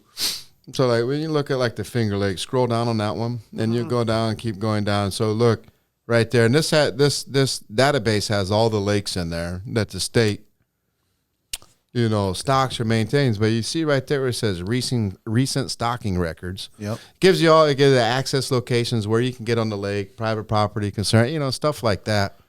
But you can look right there of your fish that they stocked in there, how many fish they stocked in there. I mean, What day? October 21st, you know, 4,200 fish, 9.4 inches. Wow. In Chinook, they got rainbow trout, 20,000 Arctic char, 5-inch rainbow trout. trout. Like, That's a lot. like, I mean, you don't see any fish like. Do they have totals? If you Like, scroll down. No, but I mean, you look at 20, These are- 2021 these are- right there. Yeah, like, these are really appeasing right here. These char at 22.3 inches. I mean, that's a 4 pound, 2 to 4 pound fish you could potentially catch. you know, Yeah. And I've personally caught these fish in the summer. Never had any luck in the winter, but just the idea that there's big fish, small fish in between, everything in great there. fishery, man. And to me, this is an area where you can go and catch. So if you're looking to introduce somebody to the sport or somebody to it, and you want to feel some action and some tug back and just some consistent activity and tight lines, as the Baitshack would say, That's it. Tight that's a lines. good spot. I mean, you're looking 20,000, 19,000 5-inch rainbow trouts the Department of Fish and Game put in there. So you're going to catch over fish. the years, yeah, Yeah, they'll grow over the years. So they're going to, so you'll catch fish. Like you said, if you're going out there just to feel that action, stay in there. You got some young ones with you, or people that don't really fish that often. Like they're going to enjoy that, constant action. Like Kids had a ball with that last year. I call them kokanee, those little Chinook salmon. Yeah. I don't think that's the right. Kokanee's a landlocked sockeye. Yeah, and the Chinook is a landlocked king. Yeah, and I don't know. Does it have like a cool nickname? Chinook. Yeah, I just call him. Yeah, I just call him. Yeah, You're gonna give the king a nickname. Yeah, I mean, it's just cool. Probably cooler than kokanee, though. Yeah. Just go Chinook. Just keep it real. Chinook. Just go the Chinook. Yeah, those are fun. I mean, you just go out there and catch those all day. It's just throw a piece of shrimp on, drop it, pow, drop it, pow, drop it, pow. Yeah. It'll keep everybody excited, and even if it's wet, cold, or windy, you're catching fish. So, and that's a good one too. After like fishing some other lakes pretty hard, and not catching fish for a week, like go back to these lakes and just kind of get your confidence back. Yeah, there you go. Yeah. It's not me. It's not me. Yeah, burn through a jar of bait. Yeah, I know what I'm doing. I can still catch fish. All right. Well, you brought up a good point, the bait, because I want to talk about the bait. Ooh. I want to talk about shrimp. I want to talk about the versus synthetic stuff versus egg bait versus like flasher stuff. Is it just like try it all? Send it. Just see what it is. Yeah, I mean that's where I think the cameras come in handy. Okay. Right. So the fish are down there, and you can see how they're reacting to your bait. Got it. Like some days, like they may want shrimp. Some days they may want pink shrimp. Some days they may want orange shrimp. Some day they want natural. Some day they may not want shrimp. They want salmon eggs, or they don't even want salmon eggs. They want a mealworm. Like, have you ever tried a caribou meat stick? Well, I mean, I have. I mean, it gets me, but like not with the fish. But doesn't quite make it down to the bottom of the lake. That's right. Have you ever tried a hot dog down there? That's all we did when we first started. No, straight up. When we first started, that's all we had, man. I was like, we had this little pole from Fred Meyer, and I went with my son and got the little auger from ADF&G, and all we had was hot dogs because that's what I got a lot of. And I was like, they'll probably eat this. And they did, man. They was hitting those hot dogs. Yeah. Just like beef. Cutting a little chunk off. Yeah. This the Hebrew National just all day. Give them that all beef. They're hitting that all beef. So you like to switch it up, just bring it all on and just try see what's going for that. I think so. Like I don't think you can ever have too much bait with you. If you're bait, on a lake where you can fish bait, like the more the merrier. Bring some cured eggs, some single salmon eggs. Bring some shrimp, raw shrimp, cured shrimp. You can bring some herring. Have an assortment. Yeah, fried shrimp. Yeah, bring it all. Like, shrimp gumbo. Shoot it all up. Gumbo shrimp. Smokehouse, like you get it going. Like so, okay, well that brings up a good point. I like the little, like the little scent jigs and stuff like that. Oh, like, okay. All that. I think it all has an application. It all has its time and place, and goes back to the cameras. Like, you'll see what those fish want, and they may, if you're fishing the same lake, tomorrow they may not want the same thing that the they same wanted. thing, so you have some different in there. So as in with any fishery, there's different rules and regulations, right, that you need to be looking up when you go to these lakes, and some you can use artificial bait and some you can't, right? That's right. What are some of the more popular ones that maybe we should know? Like, hey, Big Lake has what? You can do everything. Rules. You can't. Oh, strict rules. Yeah, strict rule. I think once it goes after the end of October, so the 1st of November through May, single hook, artificial. Okay. But then after the ice melts, sometime in May, you can use bait out there in the summertime to catch fish. Got it. Up through October, and then single hook, and that's a pretty heavy. And that's not a stocked lake; it's a wild lake. And Big Lake's a wild lake. It's a wild lake, and that's where you see like where you can use your baits. ADF and G is stocking fish, so you can use your baits in there. Oh, okay. Because so where they're not stocked, you can't use. But you go north, there's some non-stock lakes you can use bait up there. But it's always good to keep a regulation in your dry bag in there. Just for education purposes. You never know who you might run into, or who might come up to you and. I'm like, oh, well, you can do it. No, you can't. I'm like, well, it says in the regulation, it's like, just kind of show. No, what about, it's a good faith effort to be following the rules too. Yeah. I mean, Fish and Game loves when you pull up and you're like, I got my license and a copy of the regs here. Because big lake, like single hook artificial, but you can use bait, right? You can use bait from like 8 in the morning till 5 p.m. It's got to be a whole herring. Can't be cut. Got to be suspended, a foot up off the bottom. You're targeting pike. Really? But there's, even like more hours, stringent regulations in there, and you really got to dig into it. Yeah, I've even had a trooper pull a lure out of the water and smell it. Yeah, smell them. to see if you have some kind of scent attractant on it or something. I was like, whoa, didn't even think to do that, but good call checking that. I mean, I was clean, but I could see where a guy could dip it in something and drop it down there. Drop it down in there. Yeah. Yep. In an attractant scent bait situation when you're not supposed to be using it, but artificial. So I try to keep a tray of like big lake specific. Yeah. It's like a kit that's fully legal, good, single hook, certain size, the whole thing. Because I be using gels, I be using sprays and stuff on my playing stuff. with all that stuff, yeah. So I'm not gels I'm and not, sprays, man. I'm not putting it in. I'm not putting it in big lake by mistake. Yeah. I leave that stuff at the Polish house. dog is in the regs? Okay.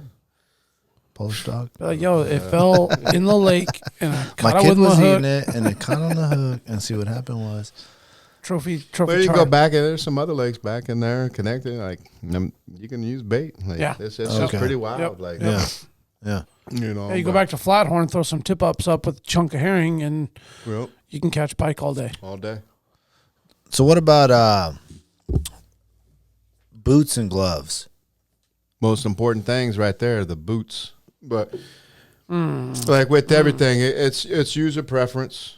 Like, but I always say, like you get what you pay for. Yeah. For me, that's the most important thing for me is the boots. Once my feet get cold, it's done. Like, no, I'm done. It's hard for me to function. So what boots you rocking? I use the Muck Arctic ones. The Muck Arctic, the Arctic Sport. Yeah. Like they're easy. They slip on. My feet haven't gotten cold, and I've been rocking these ones probably 5 years. Yeah, I've had the Columbia ones. They've got a nice Omni Heat boot that is like a tennis shoe. Oh. And it's nice because it's real flexible, walking around if I'm doing a lot of walking and stuff like that. On snow and it's not real cold, you're not worried about it getting cold as much, maybe? Exactly. But it's still like a 30 below boot.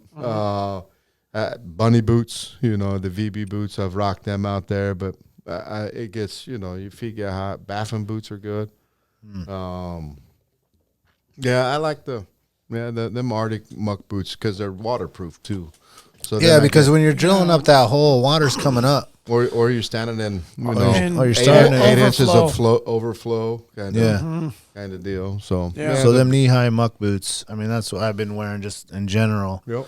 But that seems to be the one. The Arctics are a little more insulated, I think. Though, yeah, right? I think they're like 1,200 grain insulate. Like they're pretty nice. It works with some wool socks or something. Yep. Yeah, and gloves I wear. They're on and off, right? I mean, yeah, not on like and off. them. Like I usually wear them like on my machines, but if I'm fishing, you'll notice a lot of mine I don't have them. Like, No way. And Yeah, it could be I almost feel like a nice. I wear ORs, like a lot of liners. Like Okay, the OR liners. Yeah, I wear the ORs. What about mittens?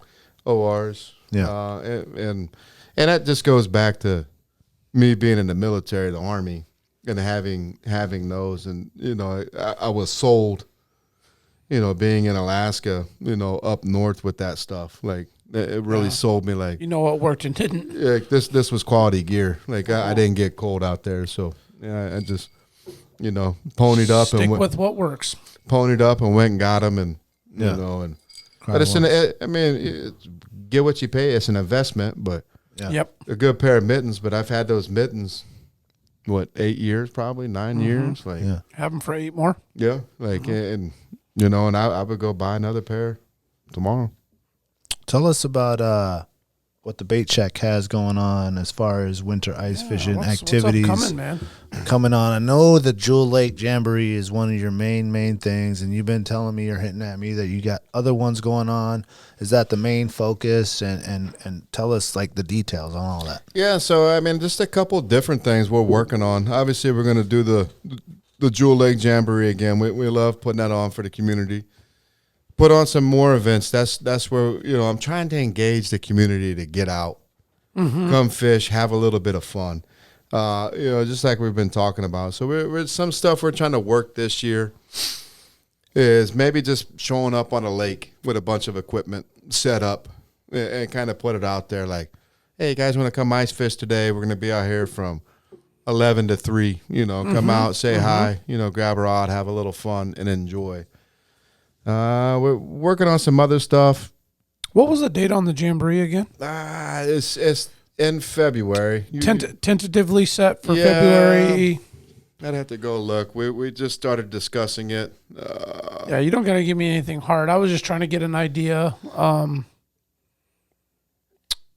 February 2022. Yeah, I think we're probably somewhere the weekend of the 12th or the weekend of the 19th. I just Perfect. had to. Yeah. We try to tie it in there with the same when the ASD cycles all the kids out there for the Salmon in the Classroom project. Gotcha. All week long. That's Monday through Friday, and then Saturday's the Jamboree. So we'll work that front part, and then add the Jamboree. Perfect. Because they stock the fish every day for the school kids, and then there's hundreds of holes out there. So you just show up, with hundreds of holes, 1,000 fish a day for the last 5 days, extra being stocked in there. Just some more fish. So we're working on that.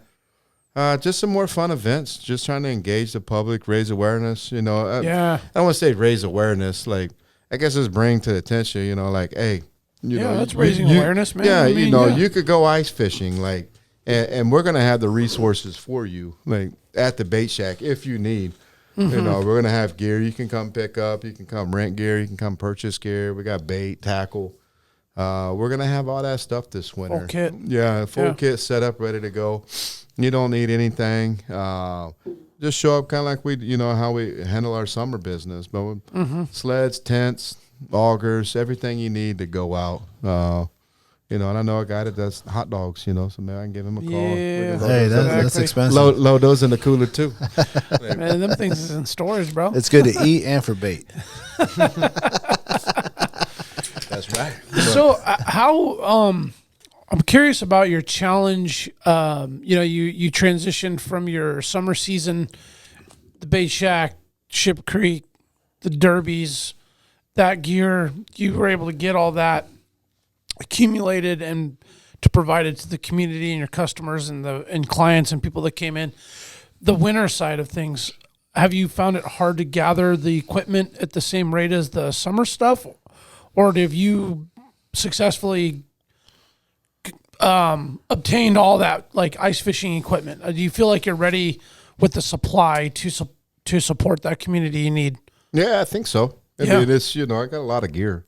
Yeah. Okay. From years past too. I mean, it's all just kind of accumulated up. Yeah. And every year get new gear and stuff like that. And Yeah, I mean, I've got lots of gear. I think we're pretty good. I could probably send Few folks out. Yeah, 3, 4, 5 groups of 4 out at one time. Maybe. Okay, that's got to be a lot of gear. That's a lot of gear. I mean, I got a lot of shit, and it's just me and a couple kids. I can only imagine suiting up, 4 adults and having sleds and the auger and the whole thing for a group to go out. So, yeah, I was just curious. I mean, with all the crap, getting supplies and, inventory of things, like, were you able to get all that stuff gathered up? No, I see where you're going with that one. Yeah. I mean, it's definitely still a shortage in the supply chain right now. So you're not seeing a lot of the new, the shelves in the box stores are not filled, and unfortunately the manufacturers are under the gun too, and they're not selling direct. They're taking care of their retail partners first. Gotcha. Right. So go see your filling retail orders. Yeah. So and it's just hard there. So new tents, new augers, tackle stuff is hard to come by. But I mean, I've got several of it. Where can you find the electronic ice fishing stuff? Online? The internet? I mean, Internet? The interweb. that's the Amazon hard part. or what? Yeah, I mean, just looking around, you could slide into to the big stores, the big box. They stores. have stuff like that. Sometimes, yeah, Okay. sometimes, but it's just that stuff is kind of hard to come across right now. Finding cameras, finding flashers and stuff like that, locally. Yeah. Mm-hmm. I'm not saying you couldn't go on and find it online, but sometimes you swing into the stores in town and you'll find. But I'm hoping we'll have some hummingbirds in there. Hummingbirds. For That's the retail. That's the brand. That's the brand. I need one of those hummingbirds. Like Brandon, you want to go in on a hummingbird? Sure. Yeah, let's go in on a hummingbird. Hey, just play around. What's the best one? I want the best one. Like they're hey. Just tell me what. Straight to the hot boy Hey, section. what's the Straight to hummingbird hot best boy one? section. Tell me right now. So they just came out with. They got a new one. It's kind of like the Pan Topics from Garmin. They just came out. Like that's pretty sick. Put on a Helix 7 or 9. The Helix 9 Pantonics Garmin. Is that what I'm hearing? No, like the Garmin one. But Okay. the Hummingbird has their version of it. Okay. Same kind of live imaging and everything I in need there. it. I need to be live. Yeah, it's pretty. It's pretty. Does it go slick, right man. to Instagram? I mean, the hard thing is, Live man. feed. The hard thing is, man. I mean, it shows you where to fish. Like if you can't catch the fish, like it's not the fish. That's what I'm saying. You know what I'm saying? Kind of a humble. Oh, like, if okay. you Like can't the fish catch are it, down there. It's not the fish. It might be, Yeah. No, Yeah. they're pretty. They're pretty slick. But I mean, that's a Okay. Man, All right. like You heard it 25 here, guys. they're That's like- what you want to get. they're $2,500 though. I mean, that's the. Oh, that's what I'm going to go in on with half with Jack and Brandon. Hey, all right. Hey, let me Three-way get. split. Hey, let me get in there. Let me make it 4 ways. Like, Yep, I got 500 on it. Who's coming with me? Who wants in? Ooh, that's spendy. Yeah, but it's worth it. but that's kind of where that's kind of on that level. But that stuff is not necessary, right? No, I mean, no. like that's I mean, back it up. What you really need. Auger rods, got it. Yeah. Mm-hmm. Your next investment, a tent, Yeah. Yeah. right? Sled, And then look at upgrading your auger from a hand auger to a power auger, and then slap a heater in your tent. Now you're good. All that other stuff, like Just surplus. the cameras, the electronics, like take the guess out of the game, but it's a luxury, Yeah. but it's nice, but it can be a game changer, especially like how we'll fish quite a bit, drill 75, 80 holes, 100 holes a day, like just running and gunning, and just fishing off the machines, just strictly. See, that's fishing where I off think that them electronic ones wouldn't do that. The augers. Like, they're going to, how many holes can they do? They say, anywhere from 80 to 120 holes per Really? battery, given whatever, 20 inches of I ice don't know. or My something. DeWalt drill don't go that long. Well, no, you get into the piston ones. I think they're like 40 or 30 holes, Yeah. but Depends. it's, I mean, that's a pretty good hole, but I mean, you just got to kind of look at what you're doing. Look at your mission set. What are you looking to achieve? You know, if you're just going up to sit up on a lake, you know, and you're just gonna set your house and kind of camp, like You don't need much. I mean, you could use a hand auger because it's probably just gonna drill those 4 holes and probably not. That's true. Really mess with drilling many other holes. Maybe really getting all scheme with it and trying to be as strategic on how you're doing it. Or if you're like hey, you're just gonna run and gun, you might want a gas auger or something like that. Listen, y'all, just go get the Mako 10. Hey, it's a good one, but I'm telling you, hey, this pistol bit at 4.4 pounds, like okay. Can we do a side by side? Yeah, side by side drill off. I did one. They call me the drill team captain. Hey, check my Insta. Mako 10 drill. I got a little flags to you. I got a random question. I just came to me. Is there a professional ice fisherman? Oh man, sure. Tony Rose, like. Oh, dang, you knew the name? Whoa. There is? There's like a professional ice fisherman, like sponsored by. What's his name? What's his name? You start getting up into Tony Rogues, like Roach. Like you start getting up into Tony Roach. There you go. This is him right here. You start getting up into those Wisconsin. Oh man, this pro level. Oh, Tony Roach caught like 1 million of that 14 mil. I think that's what happened. But you start talking like them 14 mil get caught. Yeah. So, but they wear the bibs. See that? That's perch, baby. Jumbos. I mean, is there like Red Bull ice fishing like this? Sponsored by? It's probably sponsored by Otter and Eskimo, sponsored by man. Yeti and Otter Eskimo. He's a St. Croix guy. Okay. Yeah. But so those guys, but they're in a different market, which is kind of wild, right? Dude, totally. So they're down there like he's holding a trophy, but no, they're kind of in a different market, right? So they're in there where they're tournament trail fishing. Yeah, they got different stuff going on. Do they have a tournament here? Circuit, like there ain't no tournament here yet, right? There's I mean, I put got me in you. a tournament, bro. Got you. We'll go do one this. I mean, there's some here. Alaska Wild Project, Baitshack, ice fishing tournament. It's coming. Let's see what you got. It's coming. That'd be fun. You know what I mean? It really is. Yeah. Winner That'd gets be a hell of an event, winner man. gets a trip to the treehouse tent. Bro, look at this right here, dude. The triple threat. That's the train. Mm-hmm. He's got the 3 sleds pulled by the side by side. That's like going out for the week, bro. Hey man, I like that. That's my game. That's a short trip that right Wisconsin there. life. Yeah, so I mean it's a little bit not up here. There's no prize money, but I've been kind of chatting with some guys that fish the circus down there. Like, what would get you interested? Yeah. Like, Yeah. Oh, so there's tournaments you could enter. Yeah, man. Like down there, Colorado. Yo, we might have to fly down. Let's go, man. I have to fly down. I And got go a see couple. what's up. I got a couple. How do you travel with the Mako 10? And that's what. So that's something. That's something. In the hockey bag. I mean, that's something I'm trying to the logistics we're looking at right there. Yeah. I mean, how do you just even charge with the lithium battery? Travel with your lithium batteries for your electronics. Well, that's why they would need someone that gets set up with all the gear you got here, and to go down there. Right. So there's a good one down in Colorado. They got out on, I think it's 11 Mile. They got a good ice tournament out there. They gotta have some big things in Canada. Canada. I bet. Right there. See, let's look at that, man. He's got the panfish rods. But yeah, they do walleye ones down there in Wisconsin, Minnesota. Just a different kind of level of stuff. Man, I'm trying to get to that level. Me too. That's pretty cool, man. That's good. So yeah, and let me ask you a random question. Out there just having fun. When is Dustin Slinker gonna come hunting with the AWP boys? When? Yeah, man. You gonna come get on something? Yeah. What do you want to get? If we could take you on something, what do you want to get? It don't matter. No, come on. Caribou. What's up?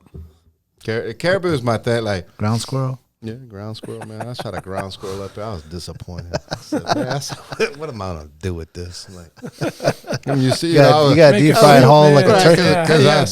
Because back in Indiana, hunting squirrels, like, you know, and I shot the squirrel. Oh, yeah, we can actually shot the squirrel harvest up here. And I'm like, my play's like, we'll go squirrel hunt. I'm like, yeah, man, I'll do that. We got to take Dustin on a caribou hunt. Like, Yeah. So I That tier 1, man. I pigeonholed myself on that.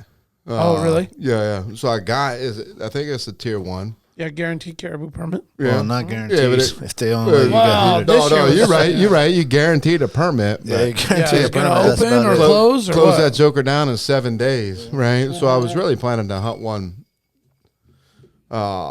Did you have a permit this year? Yeah. Oh, I had Oh, that the tier 1 year.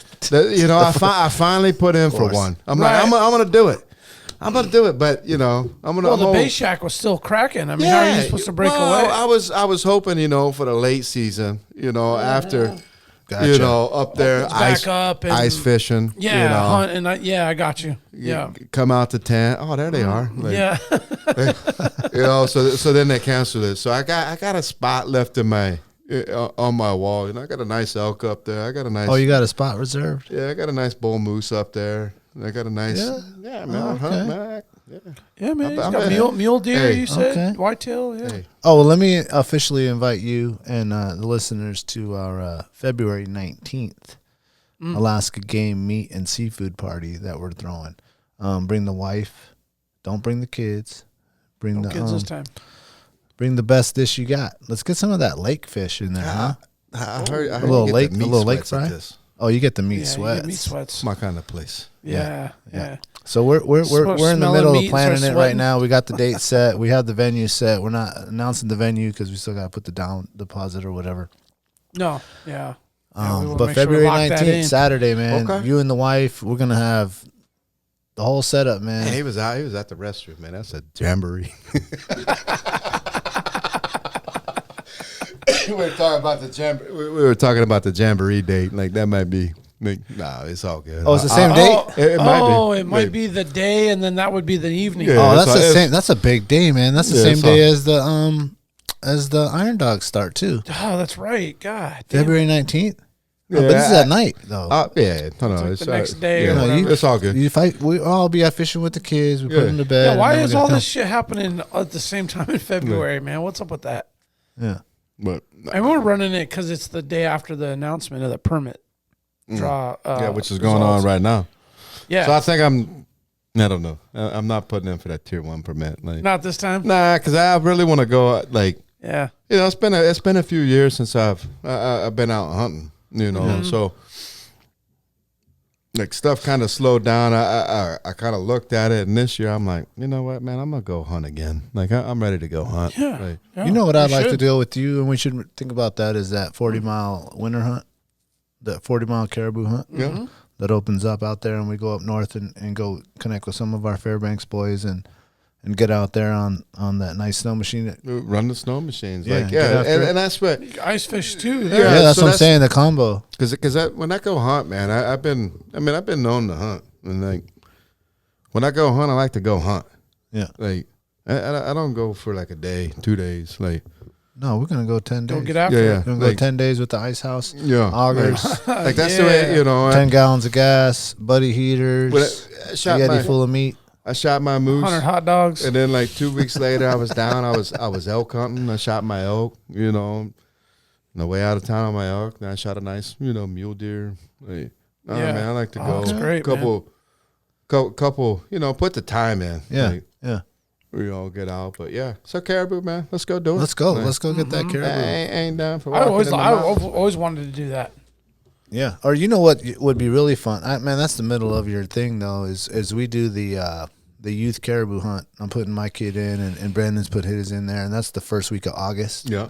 That might be actually fit perfect in your window. That's Yeah. kind of between the In seasons. between some things. And we bring the whole Yeah. family out there to Unit 13, Denali Highway, and go camp. And normally one of the kids in one of the families has the permit, and we just go out there and get that and split that up with everybody. And it's just kind of. It's the camaraderie, right? Yeah. And that's Oh, the yeah. way we hunt too. So when we would go to moose camp, man, we would go and like pull trailers, and we weren't shortage of anything. And it's really just about hanging out, having fun, and then we shoot some animals or pair up, and then kind of like that. And yeah, man, I'm ready to get back after caribou or bear, man. Really. Be a nice change up too from like the grind you kind of been going through these last couple of years, right? Yeah, get back into it. Like I said, I used to do a lot of hunting, but then I was just talking to my wife about this. Like, what happened? Why'd I stop hunting? She's like, You got busy. Priorities change, man. She's like, you've been fishing. She's like, you just dedicated into the Baitshack, and I'm like, yeah, you're kind of right. That's what it is. Yeah, and then having the baby, the kid and everything, and now I'm just kind of like, I want to go do it. And the first year I put in. Well, we're gonna get you ice skating, and then we can get you back to hunting this winter. I'm trying to get everyone ice skating. Yeah, I'm gonna pass on the skates, but I'll be out here with the rod and the auger. Good. It's a good exercise, man. I was thinking, how mad would they be if we was at Westchester? I just punch a hole right in the middle of that track. See what they got. Would you try to grab? Drop some Baitshack bait down there, see what happens. See what's up Would you try to grab one of those otters out there? Oh, they got the otters in there? You ain't so mad. Those ones attacking people? Well, they're nice, man. Oh, really? Well, they need some. I was out there watching them the other day, just kind of playing on the ice, man. Do a little dude with his head sticking out of the ice, just like bobbing. Yeah. The other one was kind of running along the ice, and he just started sliding. Oh, wow, that's badass. I was trying to pull over to video it, man. I was like, oh, man, these dudes are just out here having fun. Yeah. Dinking around. Yeah. I didn't know there was otters out there. Maybe. I didn't know either, man. There's a lot of food Scroll for them, to the though. top. And there's a ton. to the top? There's a ton of fish out there. Like, not all the way to the top. Maybe last year. I'm gonna show you. Oh, last year? So 2020? I won't drop it. I'm going to just click on something to see where we're at year-wise. Let me ask you a weird gear question as we're looking at the buddy heater. You like to run those green cans, or you go full propane tank? All depends, right? Got that Jiffy out there, too. All depends on what I'm doing. Like if I'm just fishing kind of in town for a couple hours or something, I'll just run the small ones because once again, ounces is pounds, right? So you put that full tank in there. Now you're just pulling more weight. Scroll down a little bit on that one. Okay. Keep going. Trying to find them what would you say you have the best fish you caught in mind? all of them. All of them is good. answer. Yeah. Hey, like, is there one you're like, man, when I get to heaven, I'm gonna show Jesus this one.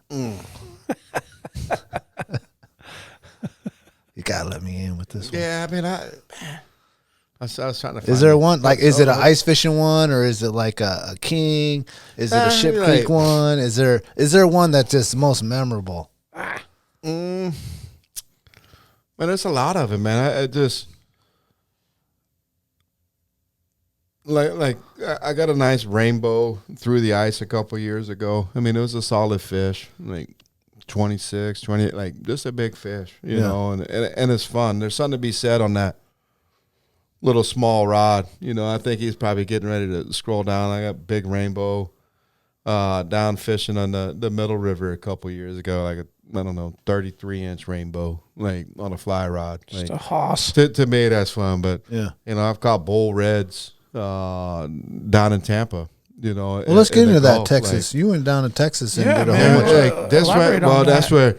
Like I was just in Texas since you brought it up. Like, but we caught some big, those big.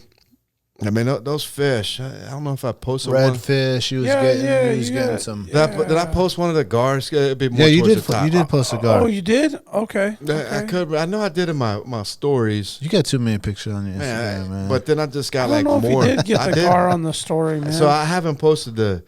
So we were catching these. We spent the whole morning red fishing and just pounded redfish, like just pounded redfish. Yeah. And then the guy, he's kind of like, wow, what you think about like maybe going and trying to fish for some shark or fishing for some alligator gar? And I was like, let's go. And, we're in the Brackish Flats down there. And what is that? What does brackish mean? saltwater, freshwater mix. Okay. It's like a basin where the fresh meets Where the the two salt. meet the mix. Okay. And so we're down there fishing these, and he's just like, that's pretty wild, man. We're using these baits, big as our hand, big mullet. Like that was just a half of the mullet. And just chuck that joker out there and just kind of wait, leave it open. And then you just watch, man. Your line would just start running. You know, So you just let it sit out there? 300 like a yards bobber on running. there or something? man, just sitting.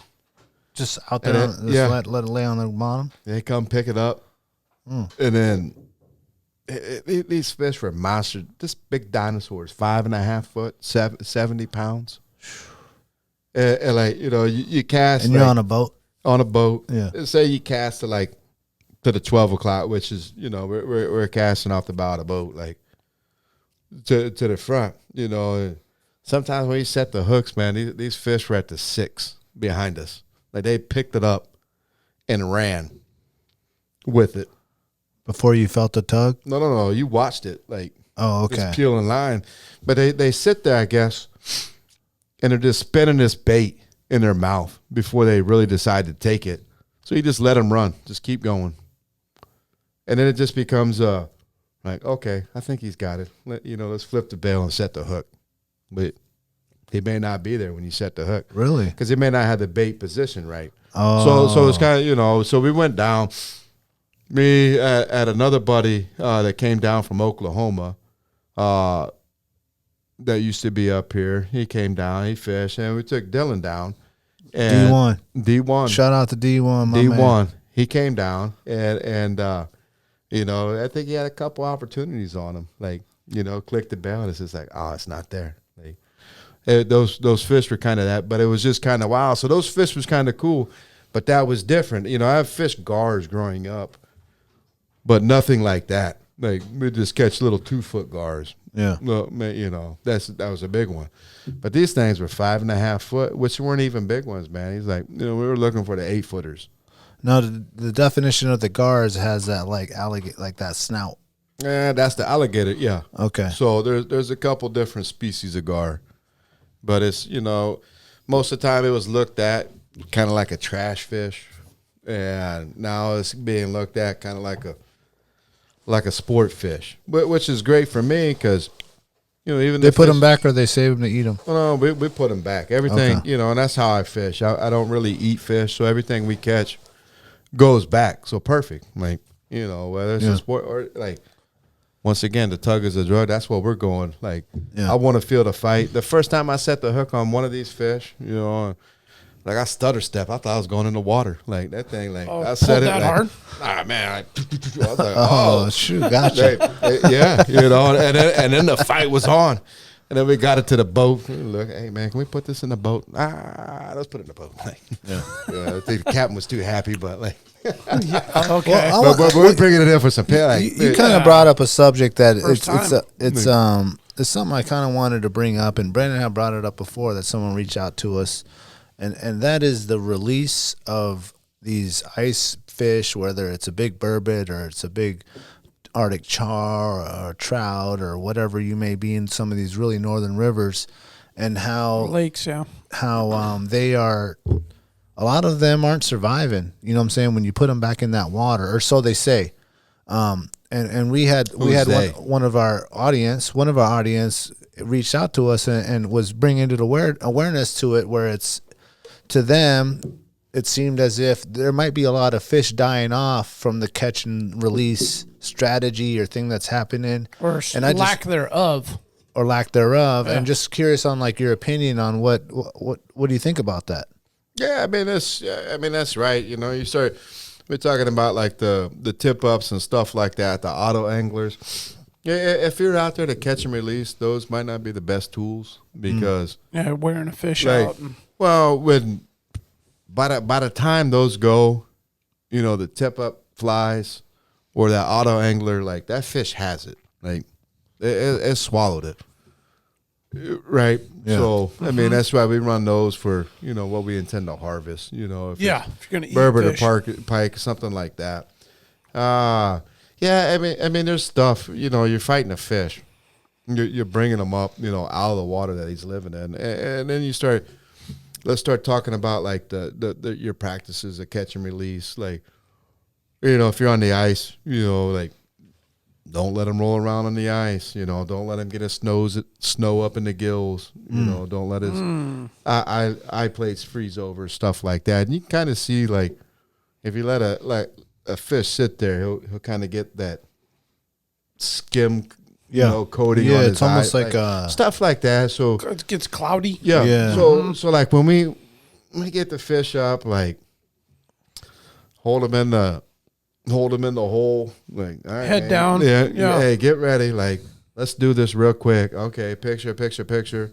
Hole. Okay, let's get the release. Okay, he just kicked water on me. Like, you try to limit their time out the water, which is something nice too, I think, about fishing in the shelters, because it's not as cold. You're a little warmer. Okay. A little, as Not opposed such to being out, outside 15 below. Not as much shock factor to the fish coming out of the water. Huh? That's right. So I try to limit. We try to limit. How long we keep the fish out of the water, how much exposure to the elements. And then send them back. But So when you go to put the fish back, would you say that you should probably hang on to that tail region for a little bit until he kicks off? That's what Especially I bigger do. fish. Yeah, and just kind of hold on to it. Older Like, fish. I got nothing but time. He can go back when he's ready to go. And just kind of see. Okay, maybe move a little bit. Like, Now, should you do the back and forth motion, or just kind of put his head in there and hold his tail region? Because that's a lot of, as I'm trying to teach my son, and we had a situation, well, I wouldn't say situation, when we got that big one in Big Lake, and then your brother was reviving it, not really reviving it, but he was doing the right way. He was doing the right way. He was holding it and putting it in the hole and waited for it to kick out. Yeah. Whereas some people, you might just slip that thing right back in the hole, and then it's done. Yeah, it's just sitting there bouncing on the bottom of the ice after that. Yeah. And once again, that's where the cameras, like, you can kind of see that. Like, yeah. You kind of see that stuff, like what's up with the fish, like when you send them back in. I like to hold them there until they kick off on their own, kind of go. That's that big one you're talking about, huh? Yeah, boy. You got that thing's bad. That's yes. what you're doing. That's the 4949 double. Yeah, that's right. a big one. Well, I think it's got a different. Yeah. Well, there's the three person one, which is like the Quick Fish 3 or whatever, which is a 6-man. But then there's this. No, that's a Quick Fish 6. Quick Fish 6, which is 2 3s together. Yeah. This is 2 4s together, basically. It's a different line. So you got your Quick Fish lines that's a little bit smaller. Then you got your fat fish line with the wider walls and the more square footage.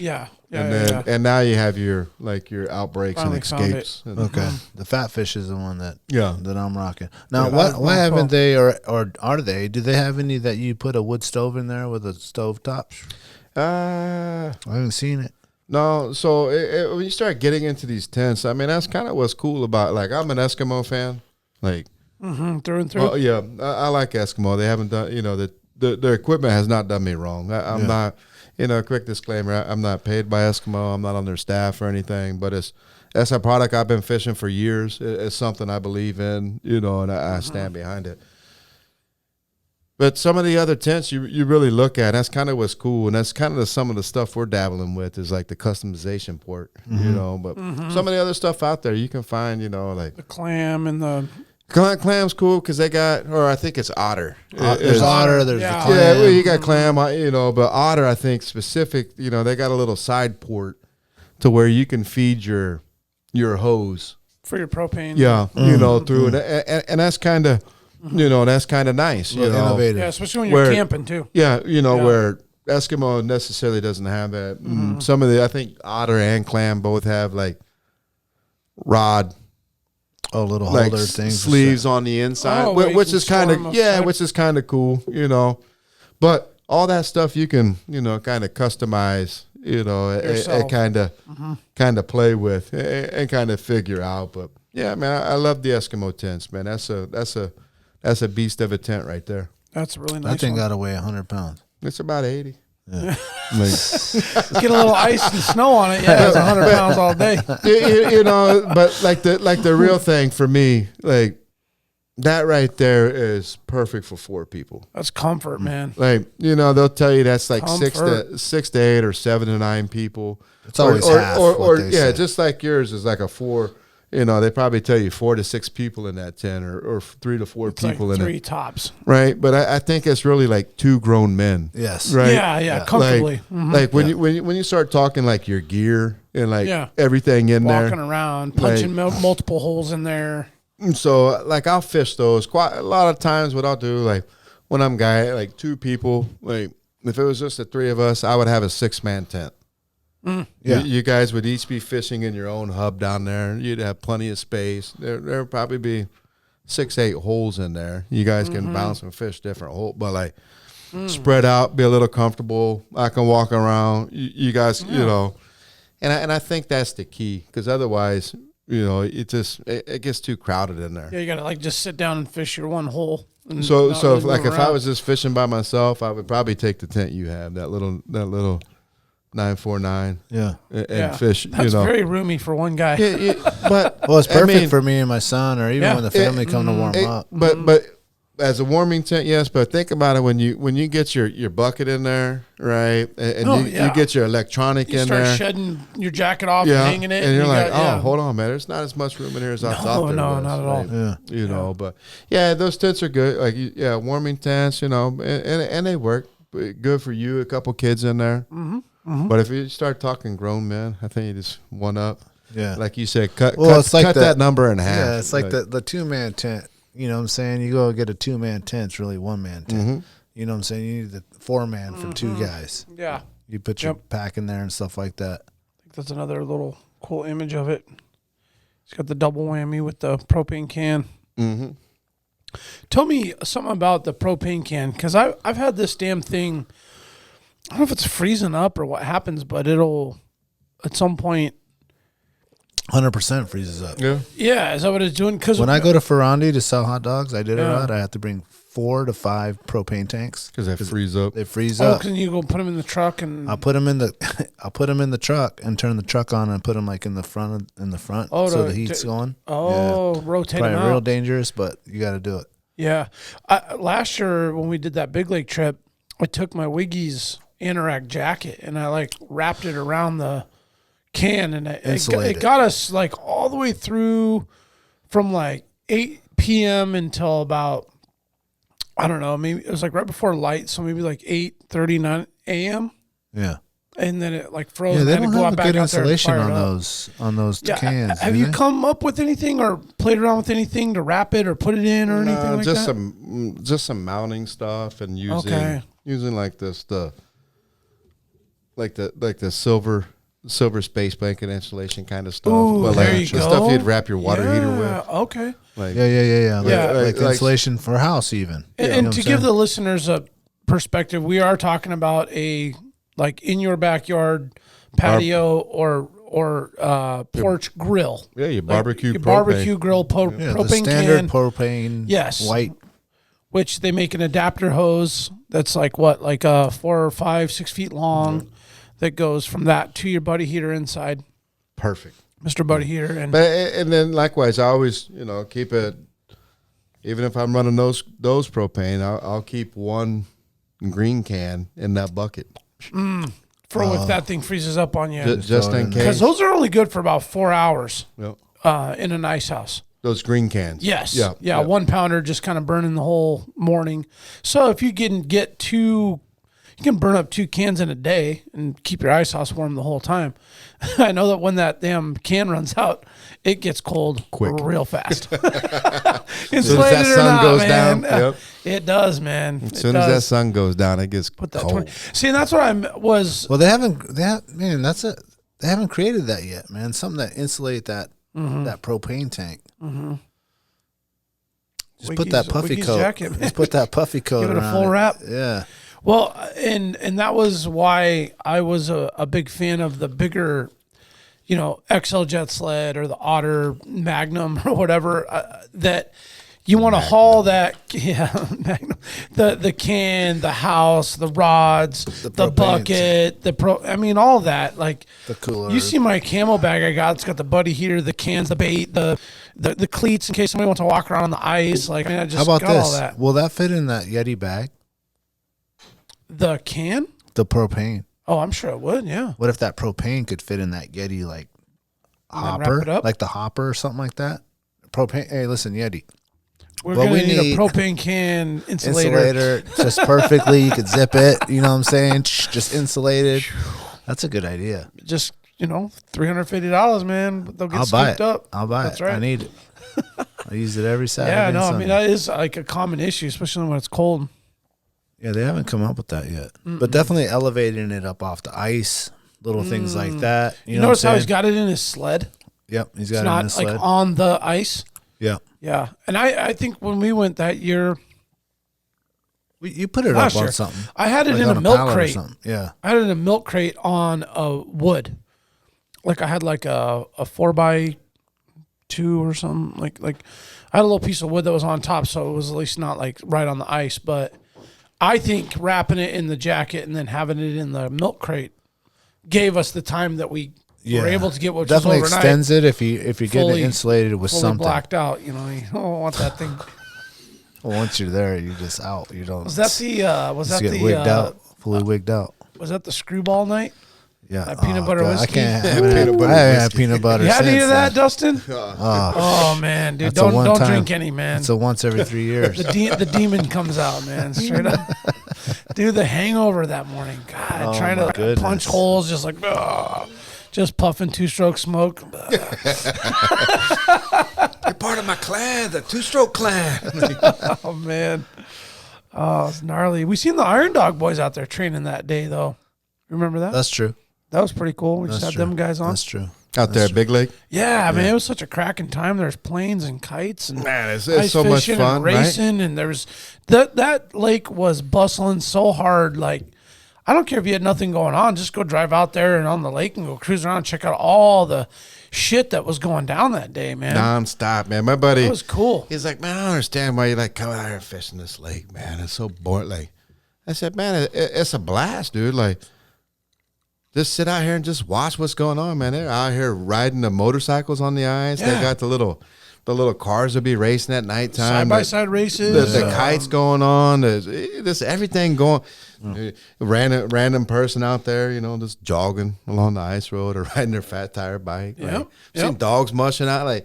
It's all going down. Yeah, and I think that's awesome, man. You just go out there, and, catch a fish while you're doing it. It's like, that's right, Yeah, it's kind of a unique activity to go out there in the wintertime. Ice fishing is the one activity you can do, but there's so many other things. Just to observe and learn about like what people actually do in the wintertime outside of just snowboarding. Yeah.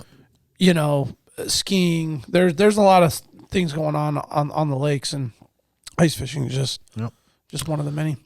Well, let's wrap it up. I'm ready to get Yeah, man. We could just get those enchiladas. Yeah, I'm ready to get eat those some things of warmed enchiladas. up for sure. So we got the Jewel Lake Jamboree coming up. We talked about that 19th. February. You got like that. And any questions, you can go to the Baitshack on Instagram. Holler at Dustin, and he'll answer any of the questions you have. He's ready for it. Or any gear you might have if you need to rent something or find out where you could locate something.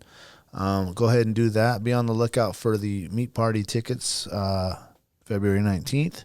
Please leave us an Apple Podcast review. It's very helpful for us on Apple.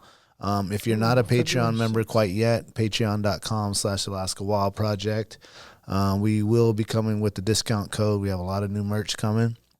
That's coming up. Heather's Choice, promo code Alaska Wild. AlaskaWildProject.com. We still have a lot of hoodies. The dad hats, a few dad hats just came in. Any kind of merch that you're looking for Christmas or for your wife or for your brother or anything that you're looking for like that, we got that. And it's looking good, too. The merch is looking good. Thank you. Yeah, man. Thank you. Thank you. The Baitshack also.com. They got their merch out there if you're looking for some of that beanie stuff. right there. What'd you call that beanie? What was that thing called? I don't know. I call it the crabber beanie. It's like a watch Yeah. cap. Like I think it's got a different. Yeah, you different gotta name like on it. look at a It's like an lighthouse. urban Lighthouse. stream. Yeah, that's that Like, lighthouse. It's like a watch cap. Like we used to, throw back in the military. Like, Yeah, man. Where these it's- on night, rolled up on CQ. yeah. That's all I'm saying, man. I feel like I'm out here ready to pull some crab pots with that thing. Like, Yeah, man. good looking stuff, though, Dustin. Yeah, It no, Great is. looking It hat. is. It is. Thanks for coming out, man. We Thanks for appreciate having you me, coming man. out. I here, love chatting it coming. up. Like you guys are awesome, man. Yeah. Like, you guys go And on. anyone out there, if you got family, you got kids, and you're trying to get out there ice fishing, man, hit us up. We're going to be going out there, and it's always open season for anybody that wants to come out, whether we're friends with you or it's your first time. Like, we have the fire. We have plenty of extra rods. Don't hesitate to come out there with yourself or your kids, especially if you got your kids. We'd love to bring new people out there. Yeah, I mean, I'll just be there. Like Dustin said, man, awareness. Like, don't just sit in the house watching Netflix every weekend, man.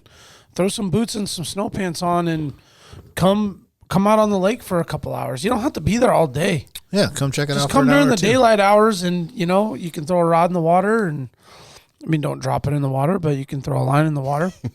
Which is And I've done that. no, I like it, man. And if anybody has any Not me. questions, yeah. And if anybody has any questions, man, hit us up, email, Instagram, message. If you can't get through to us, to Dustin, I mean, just get. You will. We're looking at that No, all reach the time. reach out, and we'll be more than happy to point you in the right direction. And I know Dustin will definitely do the same. It's what he loves to do. Yep. That's Tight it, man. lines and Tight caribou line. calls. Stay wild, Alaska. You remember my speaking to you of what I call your overcautiousness. Are you not overcautious when you assume that you cannot do what the enemy is constantly doing? The Alaska Wild Project podcast is brought to you by the following sponsors. Tailored Restoration 24-hour emergency home services, helping Alaskans restore their dreams since 1972. Services include fire, water, mold, post-emergency cleaning, repair, and remodeling. Give them a call in Anchorage, Eagle River, Matsu, or Fairbanks. Hit them up at tailoredrestorationalaska.com. Looking to buy or sell a home? Look no further than Alaska's #1 real estate team at alaskashometeam.com. Decades of local experience, knowledge, and expertise in the competitive real estate market. Alaska's Home Team makes buying or selling your home a breeze. Give them a call today at 907-277-3777. Lady with the Plan, your own Alaska event planner. From scouting the perfect location to planning the tiniest details, specializing in event management and production for intimate social gatherings, retreats, birthdays, bridal, and baby showers. Find Lady with the Plan on Instagram. The Baitshack, located on Ship Creek upstream of the bridge. Can't miss the bright red shack. They are the go-to fishing gear rental and guide service on Ship Creek. Tight lines and fish on. Come hook into the action with them. Hit them up at thebaitshackak.com. Double Shovel Cider Company, located off of Arctic and 58th, handcrafted Alaskan-made colonial ciders. They also have a tap room downtown on the corner of 5th and E. Stop by today and taste an award-winning cider. AKO Farms, located in Sitka, Alaska, built from the ground up with concentrates as their single motivation. Find their products such as their sugar wax, full spectrum diamond sauce carts, and more at the Treehouse AK and other dispensaries around the state. Ask your local bud tender about AKO. TheTreehouseAK.com, located at 341 Boniface Parkway, Alaska's own and grown cannabis and CBD store. Ask the bud tender what the strain of the day is to get your 10% off. The Treehouse, where the culture lives. Marijuana has intoxicating effects and may be habit-forming and addictive. Marijuana impairs concentration, coordination, and judgment. Do not operate a vehicle or machinery under the influence. There are health risks associated with consumption of marijuana. For the use of only by adults 21 and older. Keep out of the reach of children, and marijuana should not be used by women who are pregnant or breastfeeding. Serrano's Mexican Grill, 2 locations, one on Tudor, one on Northern Lights. The Northern Lights location has their new tequila bar. Check it out. Also see their daily specials at serranosmexicangrill.com. Lawn Pro AK, Alaska's year-round professional property maintenance team. Services include snow and ice management, weekly lawn care, and more. Get your free estimate today at lawnproak.com. I say try. If we never try, we shall never succeed. This proposition is the simple truth. and is too important to be lost sight of for a moment. If we cannot beat the enemy where he now is, we never can. It is all easy if our troops march as well as the enemy, and it is unmanly to say they cannot do it.